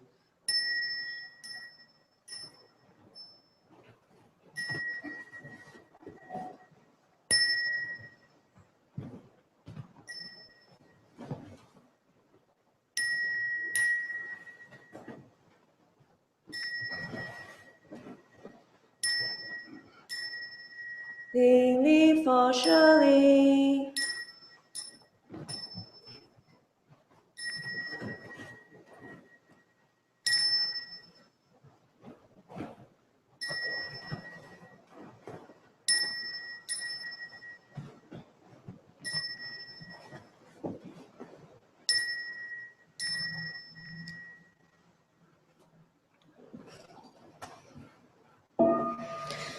南无大智文殊师利菩萨，南无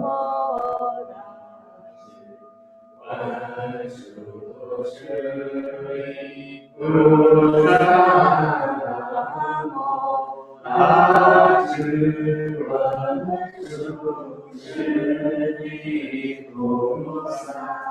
南无大智文殊师利菩萨。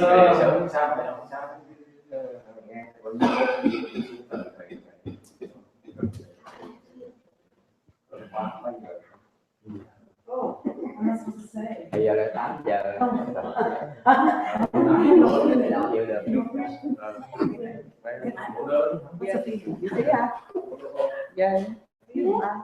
Feeling. Nothing more, nothing more. Feeling.